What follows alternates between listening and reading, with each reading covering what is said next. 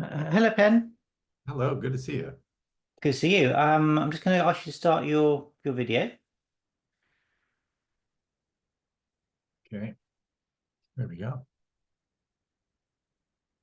So, Hi. finally. Finally, yes, yes. Well, thank you, Pen, for joining me to talk about Robin Hood, Prince of Thieves. It is very much appreciated. I want to start by asking just a little bit about you, first of all, in terms of did you always want to become a filmmaker and writer specifically? Was it always something you were kind of destined to do?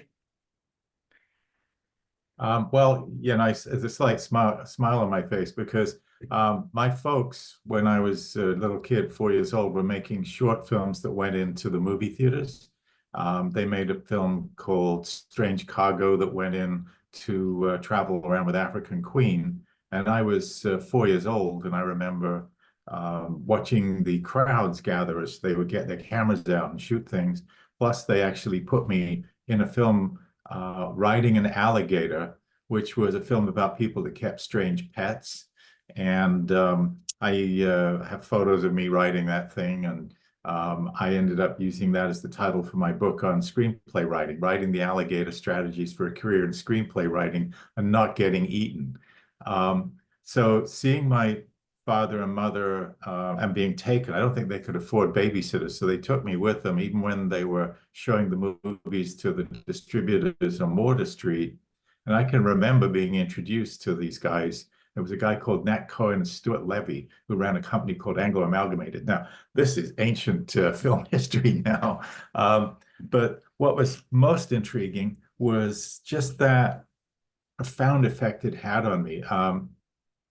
I liken myself to Mickey Mouse in Fantasia. If you remember the sequence with the wizard, and he wants to become the wizard, and he steals the wand and makes the buckets fly when it's like, well, I wanted to be the wizard, but I think I'm Mickey Mouse, so I got somewhere. But it was a lifelong joy of photography, joy of filmmaking, joy of storytelling, and an incredible journey of the learning from hard knocks and learning from taking risks. And I look at myself now and I see myself as being incredibly lucky.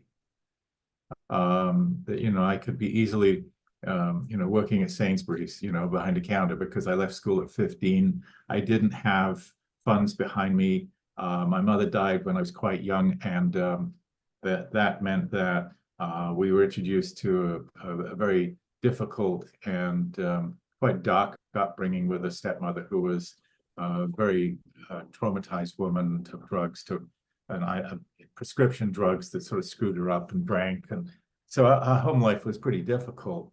And I was not encouraged to be creative.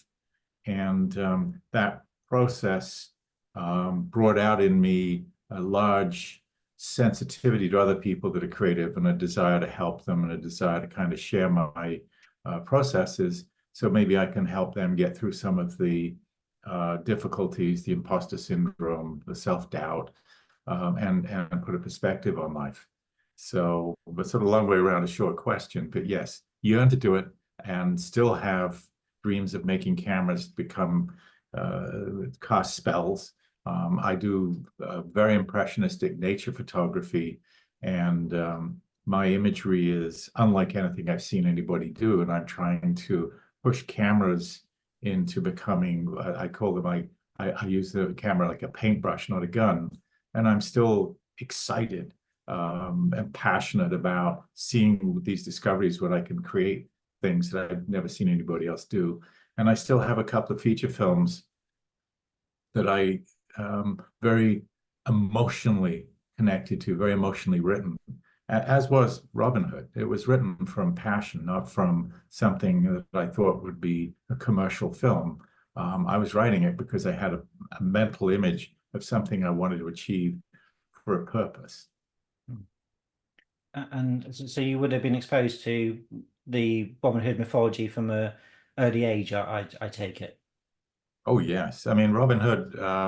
I was the kid growing up with Robin Hood with Richard Green on Sundays on TV, and riding through the Glen, and you know, um, and I also loved and still do love the Errol Flynn Robin Hood. I think that is such an uplifting film, and a giant fan of Errol Flynn. It was always the joie de vivre of whipping a sword out and chasing bad guys, and that appealed to me immensely. Um, and I was also not so hard on the Disney one that came out in the 50s. And I jokingly say, well, we wrote our Robin Hood, but we put it back on the shelf so other people can go get it and use it. It's not like I feel like possessed Robin Hood. I feel like I was able to borrow it and do something with it. So Yeah, I suppose there's so many different interpretations. You know that yours is just one of many that perhaps might inspire elements of future ones, but it is very much an interpretation, isn't it? As is all the others. and to me it was also I don't know if you want to go into the actual foundations of why I decided to create it, but Mhm. it it occurred to me that I was living in a time when my wife and I had a son. It had been a period of not certainty because I was very concerned being an artist that was I taking risks and should I go get a real job? And I was looking at the movies that were being made by Schwarzenegger and Stallone, who we'd worked with several times. And so many of those movies were about killing people and celebrating the killing, the Commando movies. And Keanu Reeves kind of doing that right now. And they're spectacular films. And they do have a place in the lexicon of filmmaking because they're full of energy and they're full of dynamism and heroism. But it wasn't the kind of heroism that I looked at when I'm looking at a child and how much effort goes into raising a young one and the investment of a family and popping off people like 10 pins and putting your foot on a corpse and thinking you were successful wasn't where my head was at. And I call those people the takers of life. And I came to a philosophical position that I wanted to write a script that was to champion altruistic heroism or the makers of life, people that were willing to risk their own futures for the sake of other people's futures and safety. And that's when I started to tinker with the idea of doing a Robin Hood and to display a man as a character who is spoiled, silly, Baron's son, gets away with burning Maid Marian's hair as a little kid, never gets told off. And when his dad wants to sort of like advise him not to go to the Crusades, so that sounds like a freaking adventure, and he's going to ignore his dad and go do it anyway. And the arc of Robin Hood for me was this man goes from being a petulant, spoiled character to bringing his peasants and his woodsmen into danger because he went off to the Crusades, comes home and finds that his father is dead, and he's probably responsible for not being there to protect him, and uses his anger to try and use his peasants to help, and then realizes that that is an even worse and an immoral situation, and then becomes, as Joseph Campbell says when he creates stories, after the belly of the beast, after he realizes that he must change as a person, he gets to stand up and say, I've wronged these people, and he's willing to go and fight to become the hero that will save the children from the sheriff. And that was my pattern of a man that becomes willing to die for the future of his peasants' children. And the other thing that I'd always had a fascination with the Arab knowledge base. There was a couple of films I saw when I was making short films, and one of them talked about how the Arab world had medicine and science and were incredibly sophisticated. We were living in a time when defining Arabs as terrorists and disposable, and so the idea came to me that it would be interesting to put an Arab into Robin Hood as a foil for Robin and have two men of two different religions that collaborated with each other and learn from each other instead of having it be that you're down on the opposition and they're always wrong. And it was like you could actually gain from this. So those two architectural pieces were in my ideas for the construction of a new Robin Hood. And I took that idea out and tried to get employed. Now we ran a company called Trilogy, and I'd have my own company with John Watson, which we expanded into Trilogy when we moved from Canada to Los Angeles. And so the way you do business is usually you go out, you sell an idea to a studio, they pay you to work on it, and that money is how you keep your overhead, you keep your staff.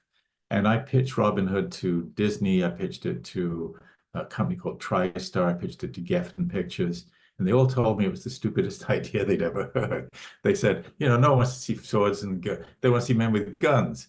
And it was like really depressing. And I was sort of like willing to almost give up on it. And my assistant, who was like the guy that typed all letters and things, said, it's really a fabulous idea. If there's any way I can help you write it, I'd love to support you. And it was that which was the litmus that started me to write it. And one of my partners had said, putting an Arab in Robin Hood is a really silly idea. It's not going to work. And because of that young guy's interest, I just started writing. And as the pages came out, the structure of how I would put Morgan Freeman's character together became more obvious to others. And then suddenly putting an Arab in Robin Hood seemed to be so logical, but I couldn't express it until I'd actually written it. And sometimes as a creator, you're in this place where you can have vision, but it isn't yet actually accessible. You just have an instinct that this is going to work out. And then you go and do the hammer and tongs until you carve it out of the rock, and you've got this piece. You've got your David, and so the opposition went from being an uncertainty to becoming an absolute championing. And John Watson, who was my partner since I was 22, I was writing and letting him read the stuff as well, and he was very, very encouraging. And as you're writing, we have a tendency to dispute what we're writing. We tend to have an argument with ourselves, "Oh, this isn't good enough. This is really stupid.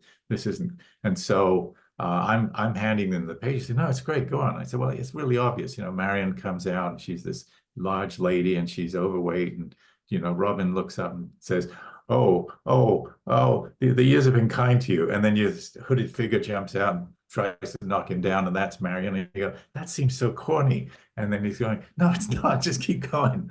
So it's helpful to have people be an ally when you're doing something, because it just encourages you to keep taking the risks.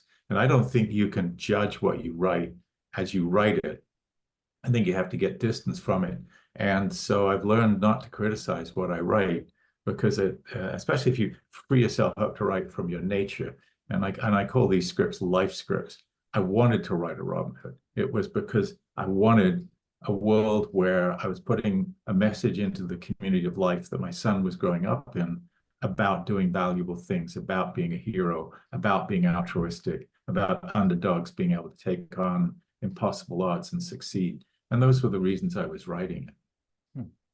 In terms of writing with John Watson, his was put initially feedbacking on your pages rather than him, say, doing a draft himself. It was two levels. One is I didn't really want feedback, Philip, as I was writing, as much as I wanted encouragement, because I needed to go through the process of exploring. I liken the first draft to an exploration. You're going on an adventure, you've no idea where you're going, and you can't necessarily assure yourself of your destination until you've achieved it. And so I try not to put other people's opinions into what I'm writing as I'm writing it, because they can be confusing. It's bad enough just trying to get through the blank pages till you get to your own decisions of what your instincts are. So when I'd finished the screenplay, our company needed some money, so I was going off to write a horror movie for another small studio, and then I gave my script to John and said, "What else could you do to this? Could you bring other things to it?" John went through it and added his own colorations of some of the characters and some of the ideas. and smoothed out. I'm a terrible speller. I'm leaving school at 15. I fled school. I was, constantly beaten up for my math inabilities. And, so John gets out his red pen, and he went through Cambridge. And so, he would proof it. And he would bring his own perspectives on things. And then we dialogue about certain stuff. So John brought a polish to it that came from his English background and his knowledge. And we were not sure at all how the script would be received. In fact, we'd gotten through, John was 80% through his rewrite, and we heard suddenly that there was going to be a Robin Hood made. John McTiernan, the guy that did Die Hard, was going to direct it. Fox had greenlit it, and it was going. And John, and it was Christmas time, said, I don't want to waste my time on this script. I don't want to give up, but this is just a waste of time. And I'd already given up on another script that I was extremely passionate about, and I just couldn't go through the process of learning how to give up. I felt like I was feeding myself a negative, which the incompletion would become a habit, or it become a sense of self-doubt that I would continue to support. And so I forced him to complete it. And then I did a quick polish on it. And then, to our surprise, we had an American partner. He read it and he thought it was astonishing. We thought, what the heck's an American getting so excited about Robin Hood? Then we went through the process of exploring how to sell it. And it's what's called a spec script, which means it's a script that has no prepayment, no attachment, no studio owns a piece of it, which means then you can put it out on the market and have people bid for it. And that was the next step of that material, which was suddenly we found all these people loving our script, and we put ourselves out to the market. Was there also a writer's strike that made people even more hungry for? I think I might have seen it in one of the. That's we're talking 33 years ago, so I'm not sure. You may be you I think may it be might be more on the more. documentaries or something on, because I've Yeah. part of my research, but I think there might have been a strike that might have meant that studios were kind of looking for scripts that were kind of like ready to go, and whether that may have also kind of potentially been It's a quite factor. possible. I wouldn't be able to validate that or invalidate it. What the studios did was there was sort of like a feeding frenzy when there would just be once in a while, there would be a spec script that floated up to the surface, same black couple of those, and people would bid large amounts of money in the studios because they're bidding against each other. And the fact that another studio is interested gives strength to the other studios as well. If they like it, it can't be bad. Because when you come here, and we'd run our own company making short films and TV shows and things, we were sure that Hollywood was this incredible ironclad machine, and it was perfect. It was like, and then we discovered, no, they don't know what they're doing at all. It's like they blunder through. They throw lots of money at things, and they chase each other. They are constantly trying to make the last hit, not the next one. They're trying to, well, the audience likes Harry Potter. Let's try and find some other magic shows. Not, well, what else is like a Harry Potter that's totally original and different, but touches humanity? And when we first came here, I was invited by Norman Jewison as a guest filmmaker to be with him making a movie, because he wanted to develop Canadians so that they could make films in the world market. And what we came with, I came at that point with the certainty that I was, nowhere near sophisticated like Hollywood was, and that I couldn't possibly write screenplays because there were real writers here. And, learning from Norman, I started to see, no, it was just like us making our own movies in Canada, but on a much larger scale, except nobody knew all the pieces. In other words, when we were shooting my movies, I was carrying the cameras, John would edit the films. We'd go to the people that rented us the cameras and say, can you lend us the cameras? We'll pay you when we get our money. And we were selling the films to the studio, to the networks in Canada, and learning the entire system. Because if you didn't sell, then you owed money to the people that had helped you. So you had to sell, and you had to learn how to sell. And we had to learn how to make films that won awards, because we found that if you didn't win awards, then those movies didn't sell. So then you had to make really flashy, interesting, and dynamic short films in order to get them to the market and get your money back out so that we could survive and not have to go and work for other people. And then when we're here, suddenly Norman was making a movie with Sylvester Stallone, the first one after he'd done Rocky. And I started to get to know Stallone a little bit and showed him some of our movies. And then he started asking us to advise on some of his films because he didn't think of us as Hollywood types.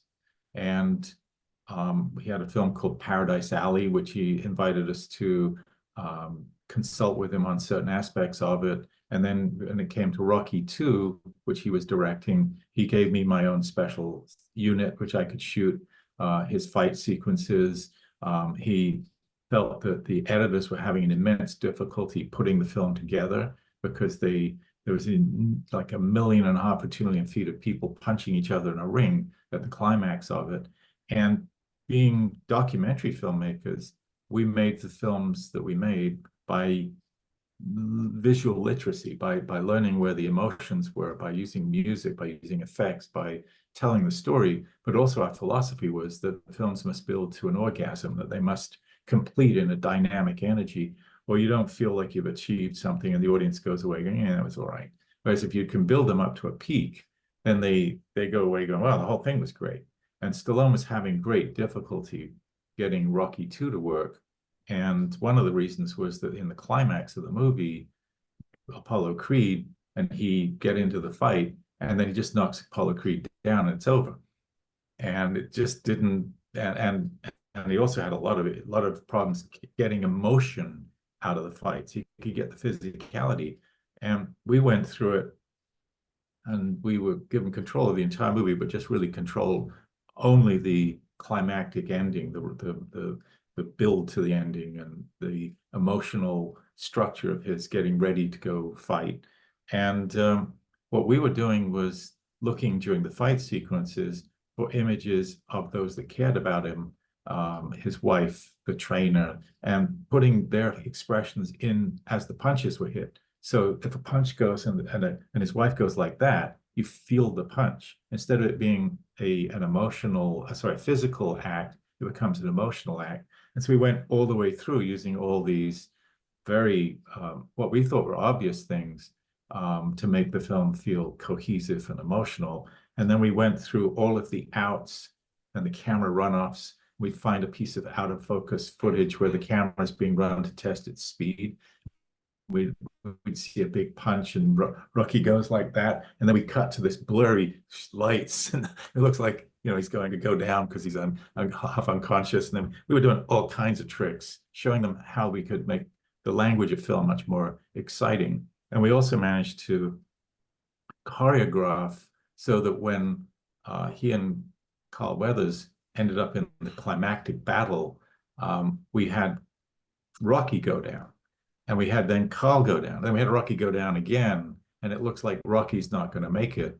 And then I went and recorded a count to 10. I went home and yelled into my tape recorder, 1, 2. And then we cut the sequence so that there's a race of who's going to stand up first. And it blew people away. And that's what we call an orgasm, in that when Rocky finally does make it, your audience is in cheering, they're so excited.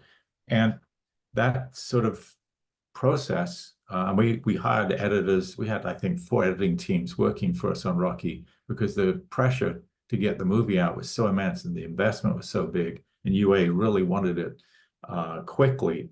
And so we suddenly realized, wow, Hollywood isn't so strange. We actually have skills and we're being appreciated for it, and we were being paid so much money.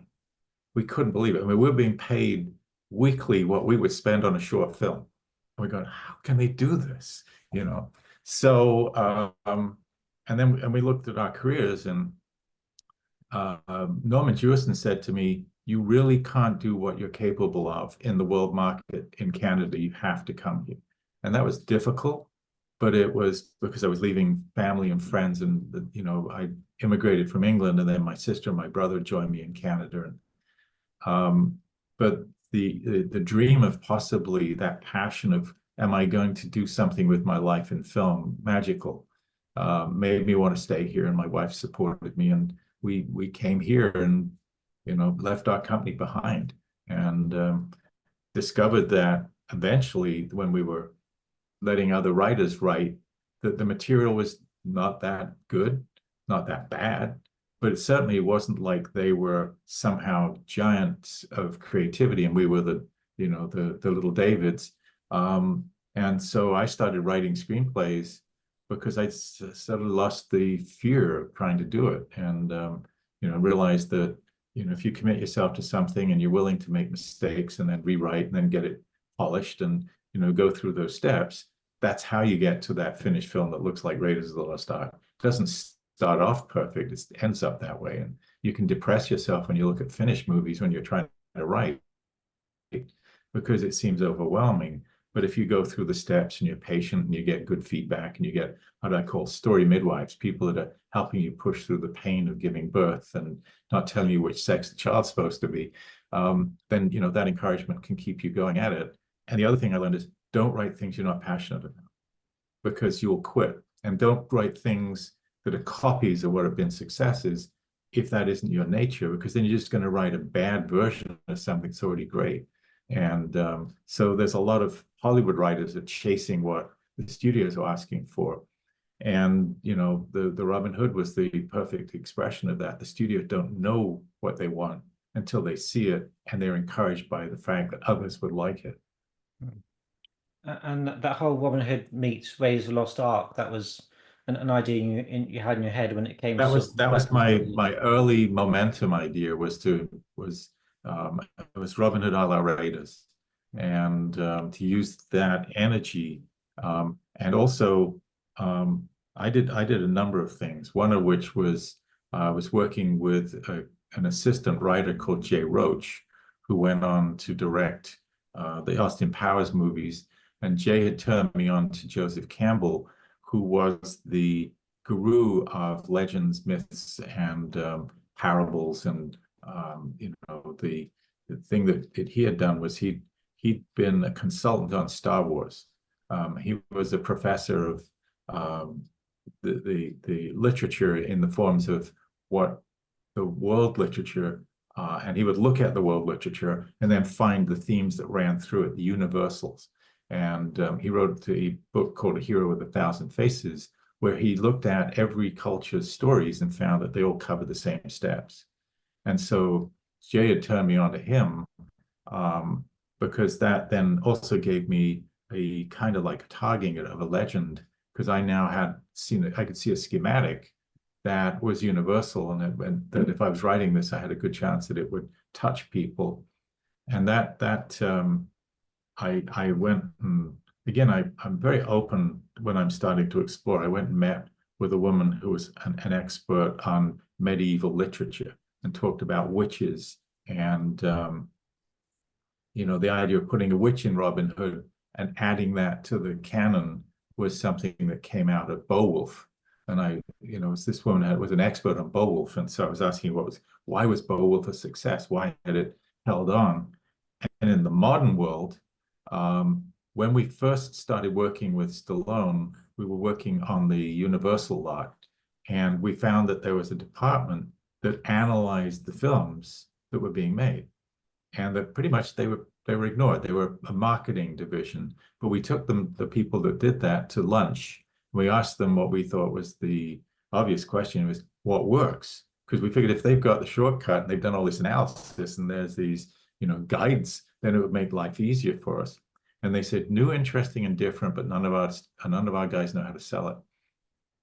And they said the audience wants stimulation. They want familiar with freshness. They don't want it too weird. So if you take a story and you break all the story conventions, then they get lost.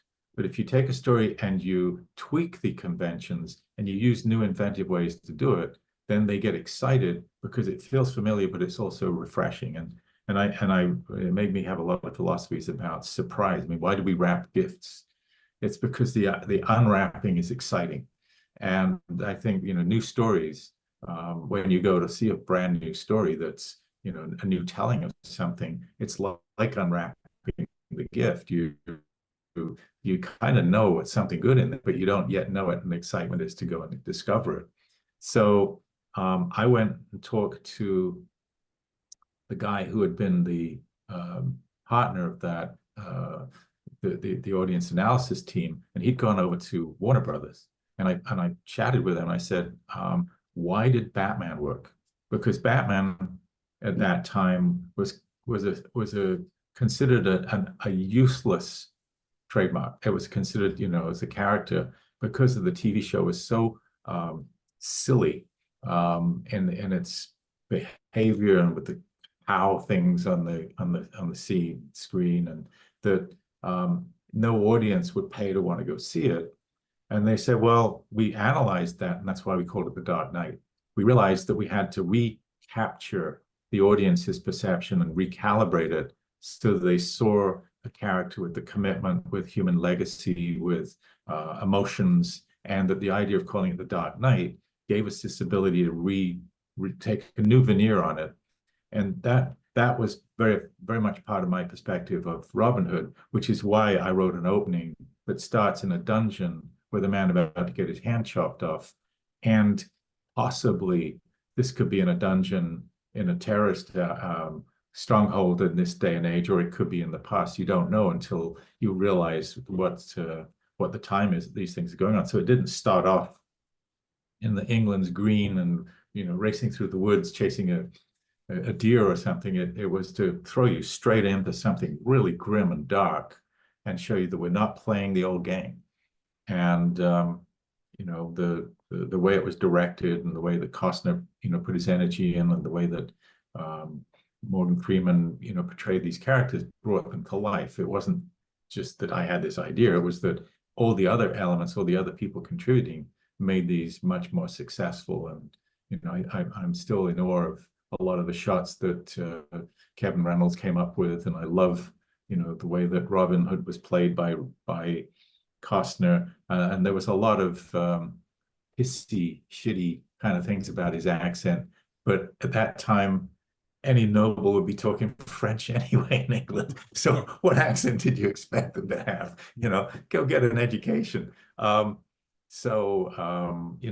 again, we were making an adventure. It wasn't a historical drama. It was you want to, see something in that world, then, go watch a nice, wonderful Shakespeare, and that should be right. But we were just trying to capture you and tell you a great story about heroism. So. Yes, I mean, it's obviously it's not written in an old English style. So you say, why should accents matter? And I don't think it's not Dick Van Dyke in Mary Poppins or anything like Right. that. It's not. It's something that's never I'd never even thought about until I sort of heard people kind of saying about it. But it doesn't sort of take you out of the film. And Well, I think if each what blows my mind, Philip, is that it's still being played. well, yes, absolutely. I mean, when every movie you make, you hope will be a great film. No one sets out to make a bad movie, but I'm stunned that this film still has life, that's still being played on the BBC every Christmas, and that it's, I'm constantly seeing reruns of it over here. And we I think there was a feeling that Costner had done Dances with Wolves and had been incredibly successful. And I've watched the press, and they tend to blow someone up and then like to pop them. And they did the same thing with Stallone. It's like Rocky, and they praise him and they build him out of nowhere, and then they want to pop him because I guess that's the next story. It's the easy story to write. So when we were premiering Robin Hood, we were seeing people writing, ghastly reviews. And there was also some that got the movie and saw the writer's power of it and the things. But there was also some people that were very snitty. And, I remember my son, we were in New York. He was about 10 or something at that time, reading the reviews in the New York papers and going, why do these people hate you, Dad? It's like, and here we are. The movie is still playing, and I feel like, okay, well, your poor review is gone and it's disappeared in the wind like leaves in the autumn. And luckily, our film is still out there and it's still saying cool things to people. So, I think a lot of critics can be sort of almost very maybe they're failed filmmakers themselves or actors or people that kind of for some reason feel they sometimes just want to attack people for the smallest possible thing. They'll just sort of so I never sort of will judge anything by a review. I'll go and see it myself and I think that's good because even if it's all subjective anyway, isn't it? We all like different things. So therefore, unless that person happens to be very similar to your sensibilities, a review doesn't really mean too much, really. No, but also the fascinating thing is the test of time. What actually lives through the psyche of human beings, and what do we still look at and still revere? Is it Gone with the Wind? Is it Metropolis, or is it the old Robin Hood, which I still love and it still gets played too? Um, the Casablanca. Why Casablanca? They made hundreds of detective movies, noir detective movies at that period, but that one, just it's never going away. And so that process is the magic of what we're constantly gambling. We're constantly making our own chips and throwing them on the roulette table to see what happens with the creativity we have. And once in a while you succeed. And some people succeed considerably. You have Spielberg, who just managed to keep enough between the ones that failed. He managed to keep the good ones going. So he gets a Jaws, and then he gets a 1942, and then he gets some, and there was a time when, he was considered to be quite a risk. And then he did E.T. And he did E.T. for very little money, and it succeeded and made a fortune, and that put him back. And Raiders was an attempt to by George Lucas to give him a movie to show off his skills. And that movie again revolutionized Hollywood. It showed again that you could make Saturday morning serials, but they could be the super mega strength version, and the audiences loved it. And it obviously influenced me, and I still am influenced by Raiders, in the sense that um, I believe that when you're watching a movie, the very opening of a movie is the opportunity to make a contract with your audience. And if you show them things that are unlike what they expect, and if you show them an excitement or a giant emotional passion, or you show them something unique, then they'll settle down for the exposition. So I always figure you've got to start the movie with something to get their noses out of the popcorn, something that's dynamic, something exciting, something unique that's can be strange. It could be a flash forward, and you say, okay, now we're going to go back 3 weeks earlier, and we're going to show you how it got to this freaky place, or whatever it is. And I always believe that movies have to end with what we used to call an orgasm, which is that they've got to climax. They've got to have the biggest emotional convulsions at the completion, so that the audience feels satisfied. And then we have all these articulations of film, which is no dead time, no repetitions. So we're applying our own set of rules, so that the audience, who I believe are in a trance when they're watching a movie, don't escape the trance. And you don't want them to wake up. You want them to stay in the dream state. So don't take scenes too long. Get them off the screen. Don't, if you look at Star Wars and things, they were cutting short. They'd see the spaceship and then it'd be landing. It wasn't like you had to go through the whole, so that your audience is not getting bored. And today, I think the audience is 10 times more sophisticated. You don't have to have so much shoe leather and so many things. That the audience is gestalting because they've just seen so much visual material. Mm. And of course, these days, films getting much longer. I mean, Robin Hood might be considered to be a little on the short side now when you It have was fascinating, yeah, because it was considered long Mm. at our time. But I don't know that, it's dangerous to make films that are too long, because your audience only has an attention span of a certain kind of mind time. And so I think there's a danger in it actually tiring you if you have to watch something and pay attention for too long. And I think it's a reason why they put intermissions on long films, so that you I could think go re-energize people, freshen them up, and they could get re-engaged. it Um, it's a I have bladder a thing as well, isn't it? It's sort of, if people are suddenly starting to think I need to go to the toilet, you're not going to yeah. so you got to be, I think, aware of that. I think. Um, And one of the things, and again, if I'm just rambling and talking about the experience of making the movie, um, in when I was writing the screenplay, I had this compelling intuition that I must write the birth scene where Little John's wife is breech birthing, and that the Arab is the only person that has the sophistication to be able to save the child, save the mother. And that came to me because my wife and I had experienced a emergency cesarean birth with our child. And literally the doctor was yelling, if the anesthesiologist isn't here, I'm going in without it. And you know, that I found myself writing into this adventure, this woman giving birth sequence, and going, it made me cry as I was writing it. And there was a sort of uncertainty that you could put this into an adventure movie. Um, and and yet it felt so right because I was literally putting the children on the screen that these people were fighting for. And I thought that was really interesting. So the director didn't want to shoot it. He thought that that was not necessary. And this is where you come back to passion, because I negotiated and I asked Kevin Costner, who had kids, to try and help get that scene shot, and they shot it. And the first cut of the movie didn't include it. And for some reason, Kevin Reynolds, once he completed the movie, had felt that he'd done what he wanted to do with it, and he left the film. And in testing the movie, we'd found that there were quite a few elements that still needed clarifying. When a studio tests a movie, they give the audience cards and they fill them out. And one of the key things is, what don't you understand? And then the other one is, what don't you like? The what don't you likes can often be very dangerous because they don't like seeing the hero get beaten up.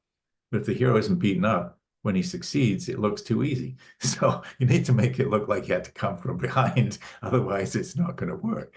So when Kevin Reynolds left the film, we took it over and we used all our skills, along with a guy called Stuart Baird. And we used our own editing teams to now do all the things that we do when we're fixing a movie, like we're doing with Rocky too. And we went right the way through the entire movie, tuning it back into the vision we had with our screenplay. And one of the things I asked for was permission to cut the birth scene. And the movie was already over length. And I remember sitting in a meeting with the heads of the studio, the investor, which was the Morgan Creek team, Jim Robinson, and saying, well, you know, there's something wrong with this room. What is it? Well, 50% of humanity isn't represented here. There was no women in the room. And I said, we're making a movie with a romantic belief, and we're trying to attract women to it. Could I cut the birth scene and at least look at it? And so there was a kind of like, oh yeah, all right, let him do that, but it's a waste of time, you know. And then I remember screening it, and we were all sitting in the screening room, and the guys at Warner Brothers, the guys who run the studio with the honchos, these are the, you know, the moguls, and they're watching this 4.5 minute scene, and that was the shortest we could get it. And we knew that the studio was allergic to long films because on a daily basis, the more times a movie can be played, the more money that can be brought through the box office for the exhibitors. Everything is really to please the exhibitors. You got to get them happy.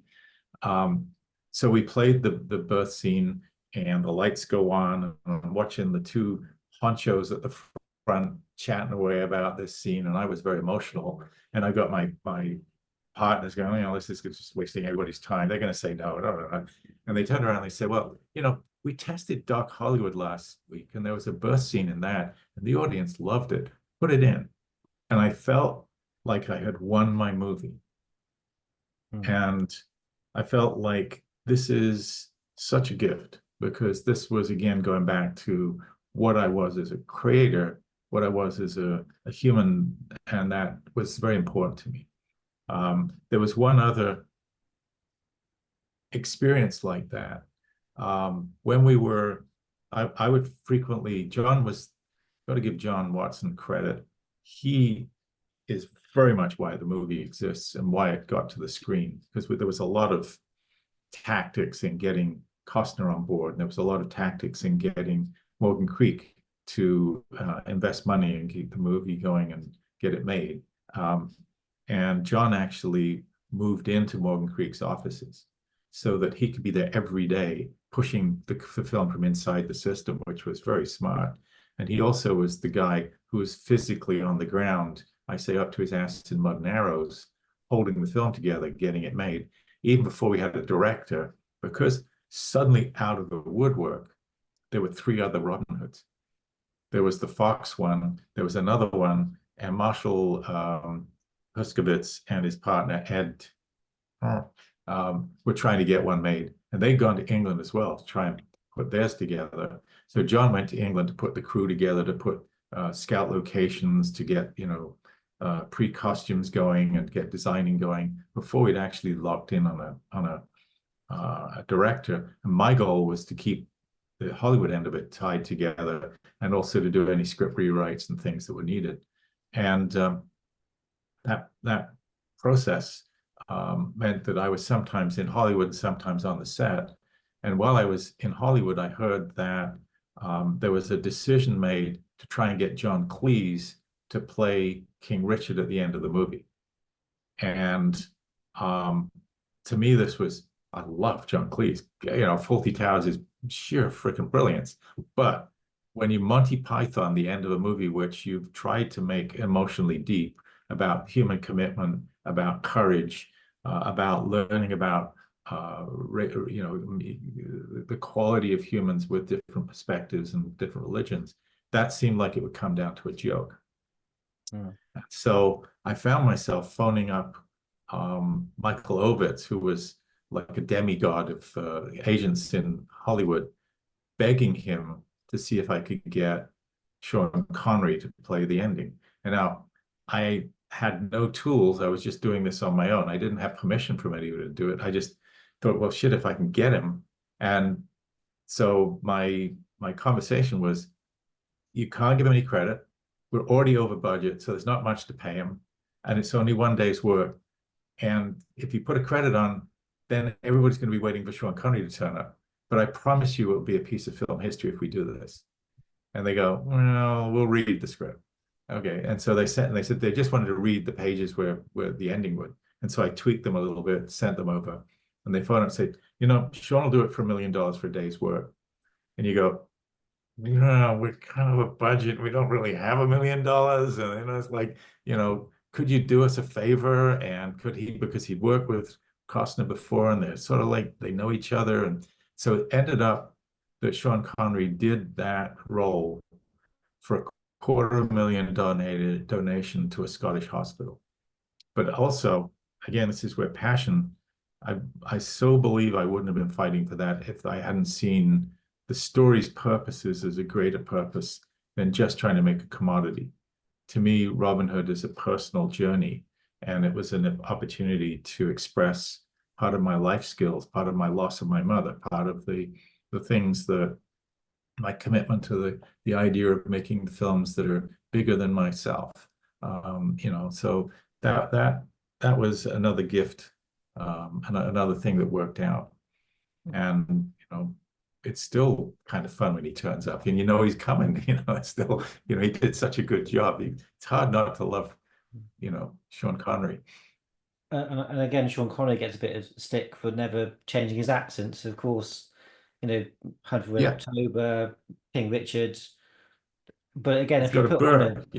If you put on an accent, we'd be thinking, oh, isn't that a really good English accent? So you wouldn't kind of win, I don't think, with because you want Kevin Costner to sound a bit like Kevin Costner, because otherwise, why cast him? So you kind of, I understand why some actors don't want to. And you're looking for emotion, and everything about filmmaking is truth and emotion. And what people have called Kevin Costner the Gary Cooper of filmmaking in this day and age. There's a certain gentleness about him, and yet a great strength. And his heroics are not cold and frightening. They're heroics of a human dynamically. And his voice is a little reedy. It's not the most deep, resonant voice, but it's a very sincere voice. And when I was writing, as I was writing all the way through the screenplay, tweaking things, I was writing a speech that Robin gives to the woodsman. He stands on a tree and talks to them.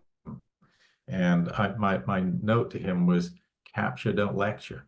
And I think if there was a falsification between that and the emotion of trying to communicate, then I don't think those scenes would have worked. Um, and there is a biological process that we're not really conscious of, that when babies are born, they mimic the mouth movements of the people around them. And we are hardwired to mimic people and emotions. When we go into a movie theater, you'll actually look at the theater's audience, and if you'll see them moving their faces unconsciously when there's in this kind of dream state, mimicking the emotions that they see on the screen. And this, and our mirror neurons, which they've now discovered, we actually learn by watching others and mimicking them unconsciously in ourselves. And why acting can be called bad acting is when we don't find that we're mimicking. It means that there isn't a truth to it. It means that it's not hitting those biological things, and we're not learning our emotions from it. And when we're watching another, and this is probably from living in small tribal groups or in small ape clans, that we would learn from the others as we were doing things, and we would change our own strategies in the back of our head as we were watching them, so that we could be more successful within that tribe, within that group, and within the opportunities of getting mates and getting food and collaborating and being included, which we all carry those feelings to this day. We all want to be included. We all want to be, we don't want them to feel that we're out of line, and being too egotistical is wrong. And all these things are going on in us that we're not really on the surface of it. But at the same time, we want to succeed. We want to be loved. We want to be included. We want to, so those things are going on when you're working with an actor.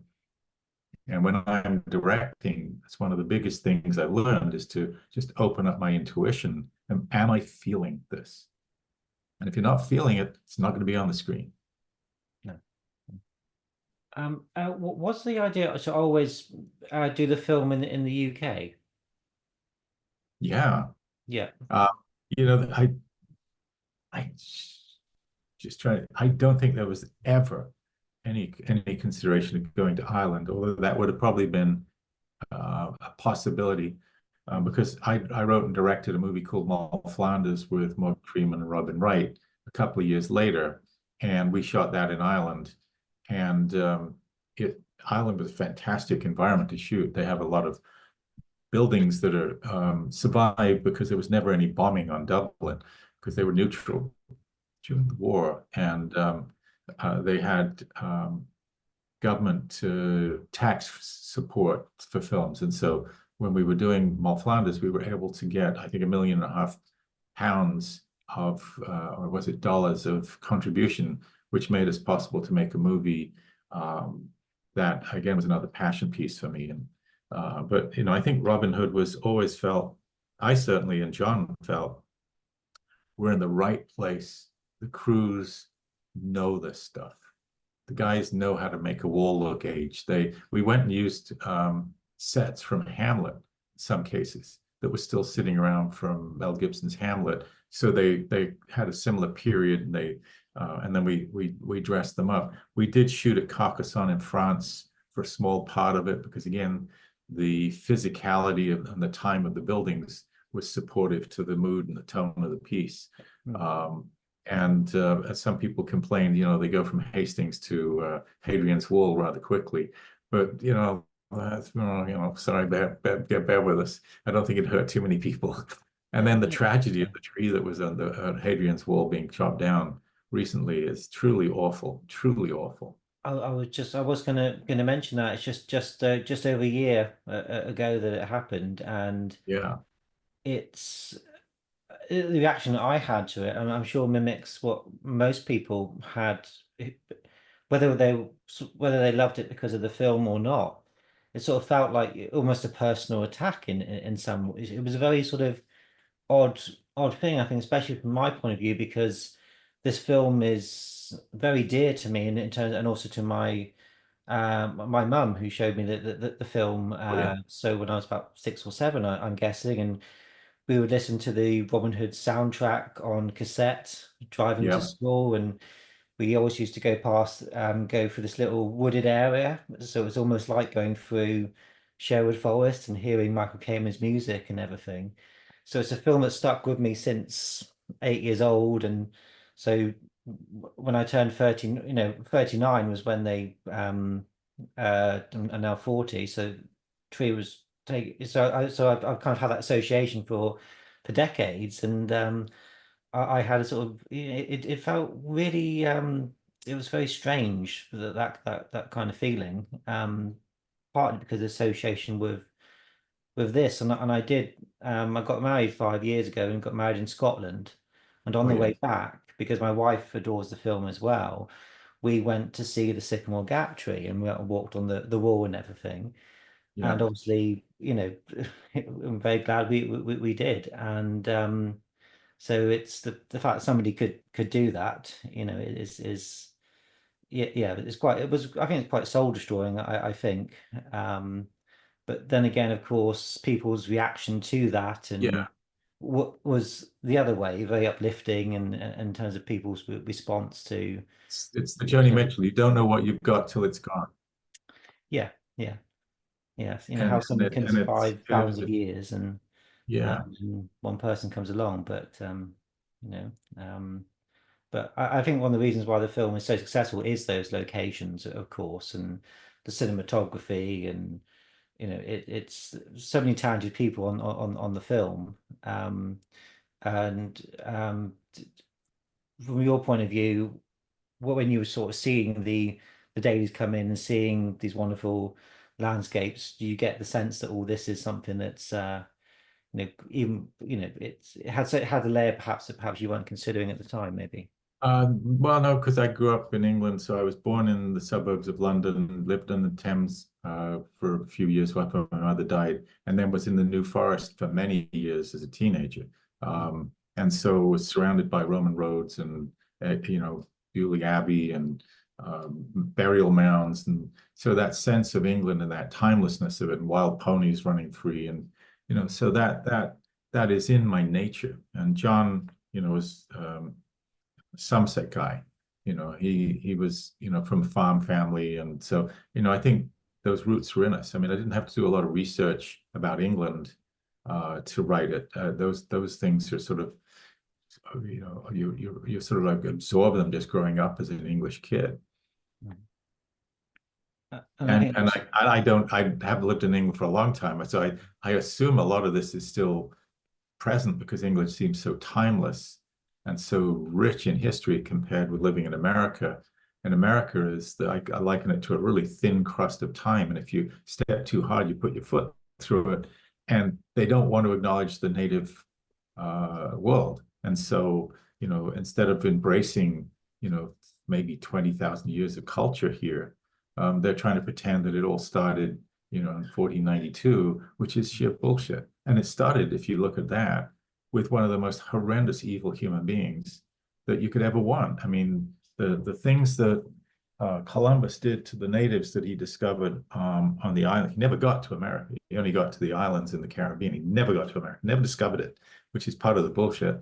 But, he literally turned them into slaves. He sold the children, the girls, as sex slaves at 8 years old.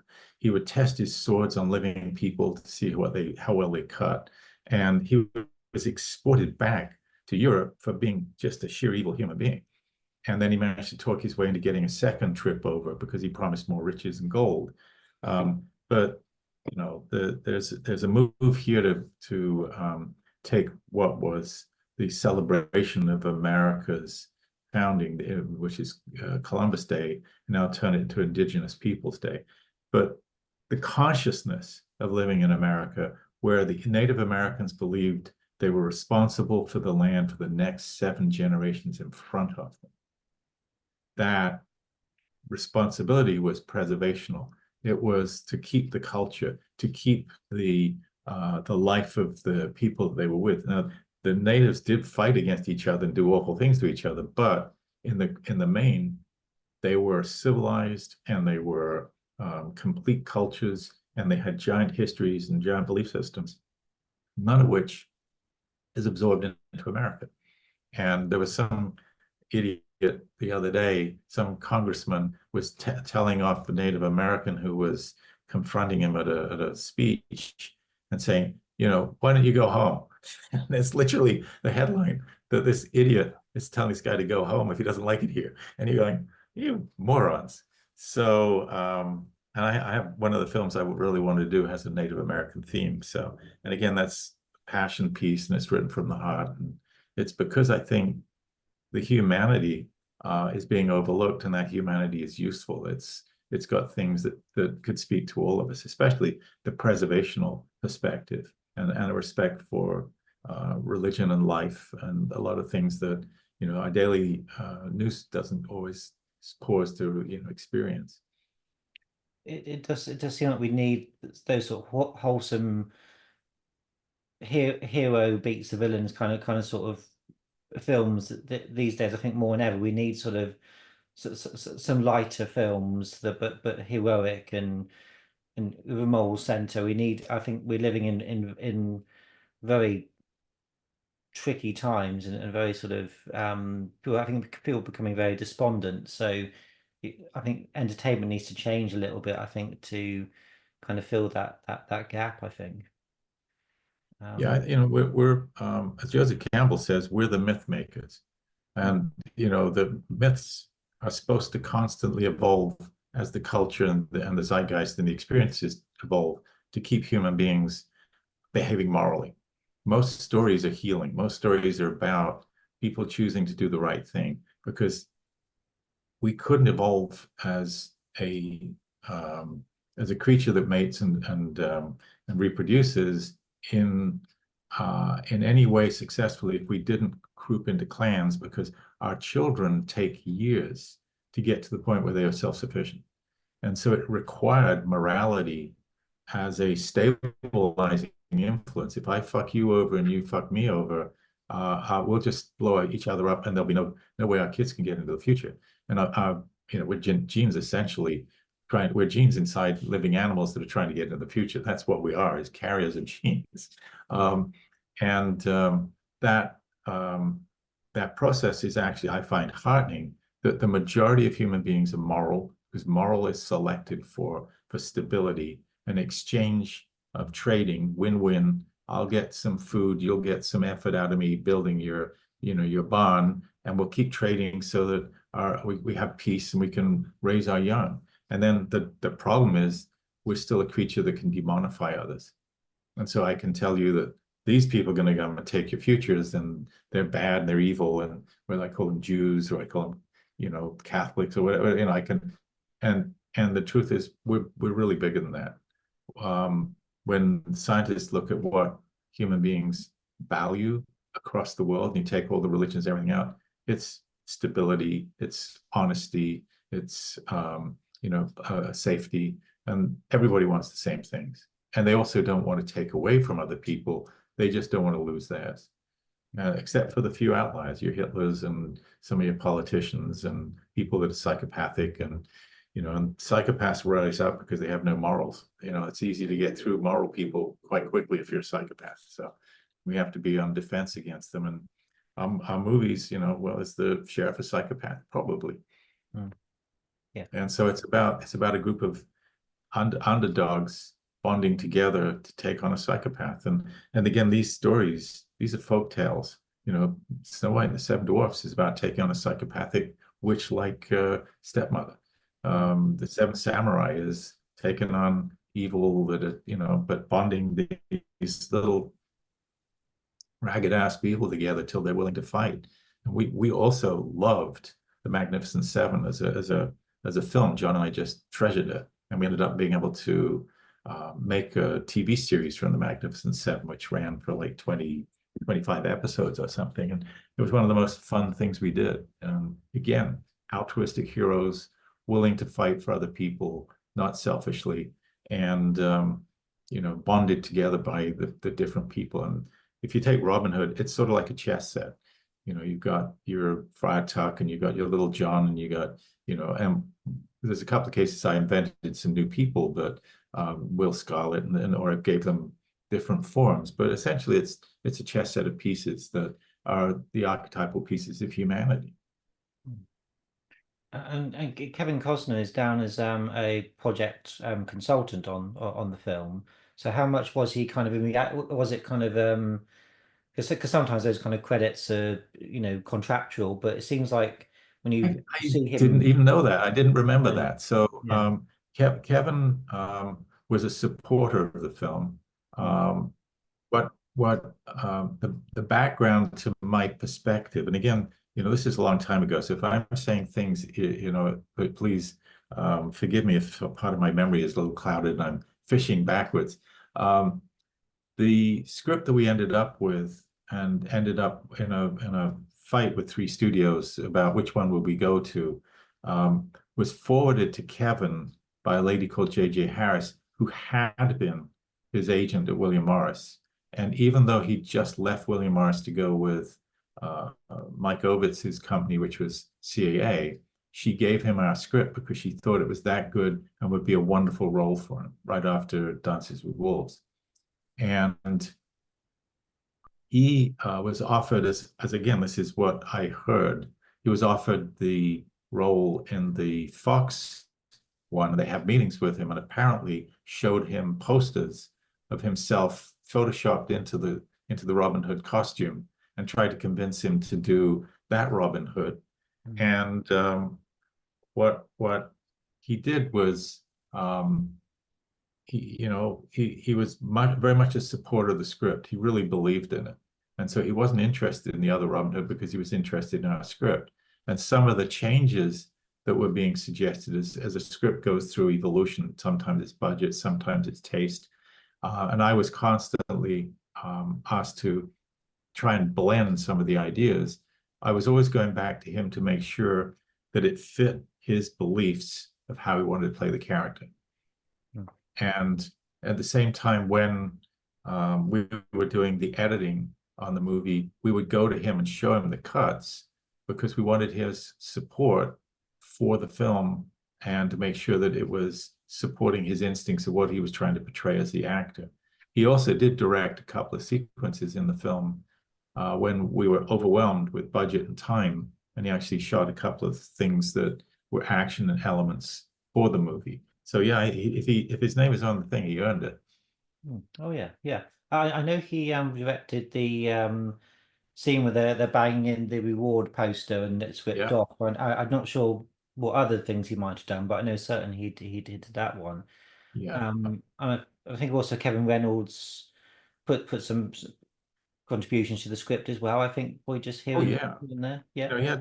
He had some vision for it, and as a director, it's really hard to direct something that's against your nature. You have to direct where you flow, and as I said, some of his structuring of the scenes and some of his ideas were just brilliant. I thought that, he brought something to it. Kevin and I knew each other for quite a while before we ended up making the movie. I met him way earlier because his agent and my agent were the same person. And Kevin, I saw Fandango. I saw his script for Red Dawn, which was kind of Robin Hoody, in my opinion. It was like an American Robin Hood. And then he and I both were pursuing a script on a movie which it was called The Beast, but I'm not quite sure if that was the end title. But it was about a small group of Afghans pursuing a tank. They were sort of like ragged ass trying to bring down a tank. And again, I felt that was very Robin Hood. And one of the reasons I went to him was that I felt that he possibly could bring Costner to the movie. And he'd also shot second unit on Dances with Wolves. And so they were friends. And so but I wanted Reynolds, whether or not he brought in Costner. I just felt if I didn't think I was a big enough status to get the movie made as a director. I was not known. I was not somebody that had the ability to attract major stars. And I was willing to step out of that and not even push myself because I felt that it was so much more important to get the movie made. And it's such a collaborative medium. So, Reynolds did ask for things. He did sketch out ideas, and then I would try and complete them in writing the screenplay in a new way, giving some revisions, and then checking them with him and checking them with Costner, and keeping the community of the storytelling working. Hmm. Was there a couple of specific things that Kevin Reynolds brought to the script that come to I think mind? he added very much to the dynamics of the sheriff. He made the sheriff more colorful and encouraged, that the sheriff had a lot of one-liners, and some of those were. I don't think I have. There was the John would remember better than me, but we actually hired uh, a comedy writer to work with him that um, he was Alan Rickman had, I think, knew of, and she gave him some lines that he experimented with. Reynolds let him improvise in scenes Mhm. to see, what he could find, and that dynamic of a really unique and compelling villain was, very much Alan and Kevin's creation.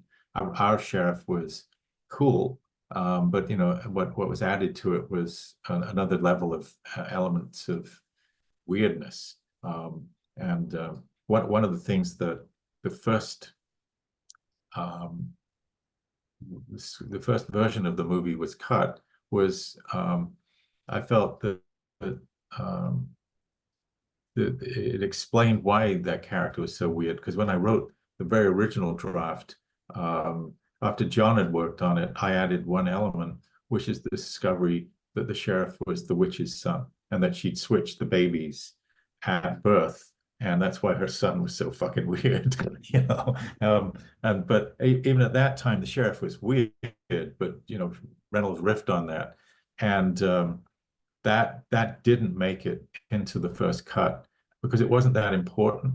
But it did make it into the extended version, and that version I always felt was the real completion of the story, because then you realize that the strange dementia of the sheriff was coming from having come from a woman who was really weird too. Mm.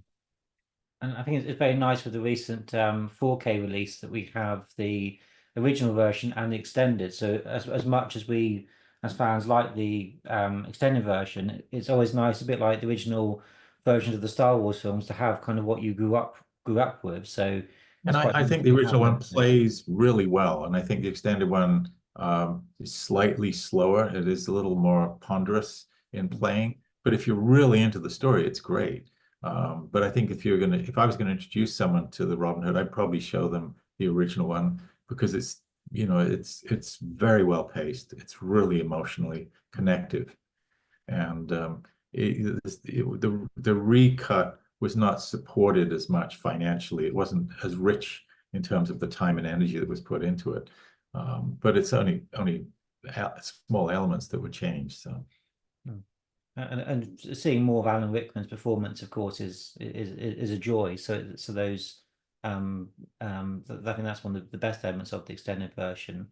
But there is, I think, one scene that's still cut in it, when when he's got the barons and they are disappointed that there isn't enough money, and the Celt comes in, and I think there's a moment where he decapitates the Scottish baron, but that's cut.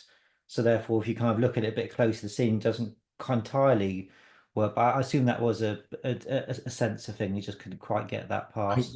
I just don't remember Mm. anymore. So Yeah. that's one of those things that this Mm. from this distance is lost in the fog. Mm. Yeah.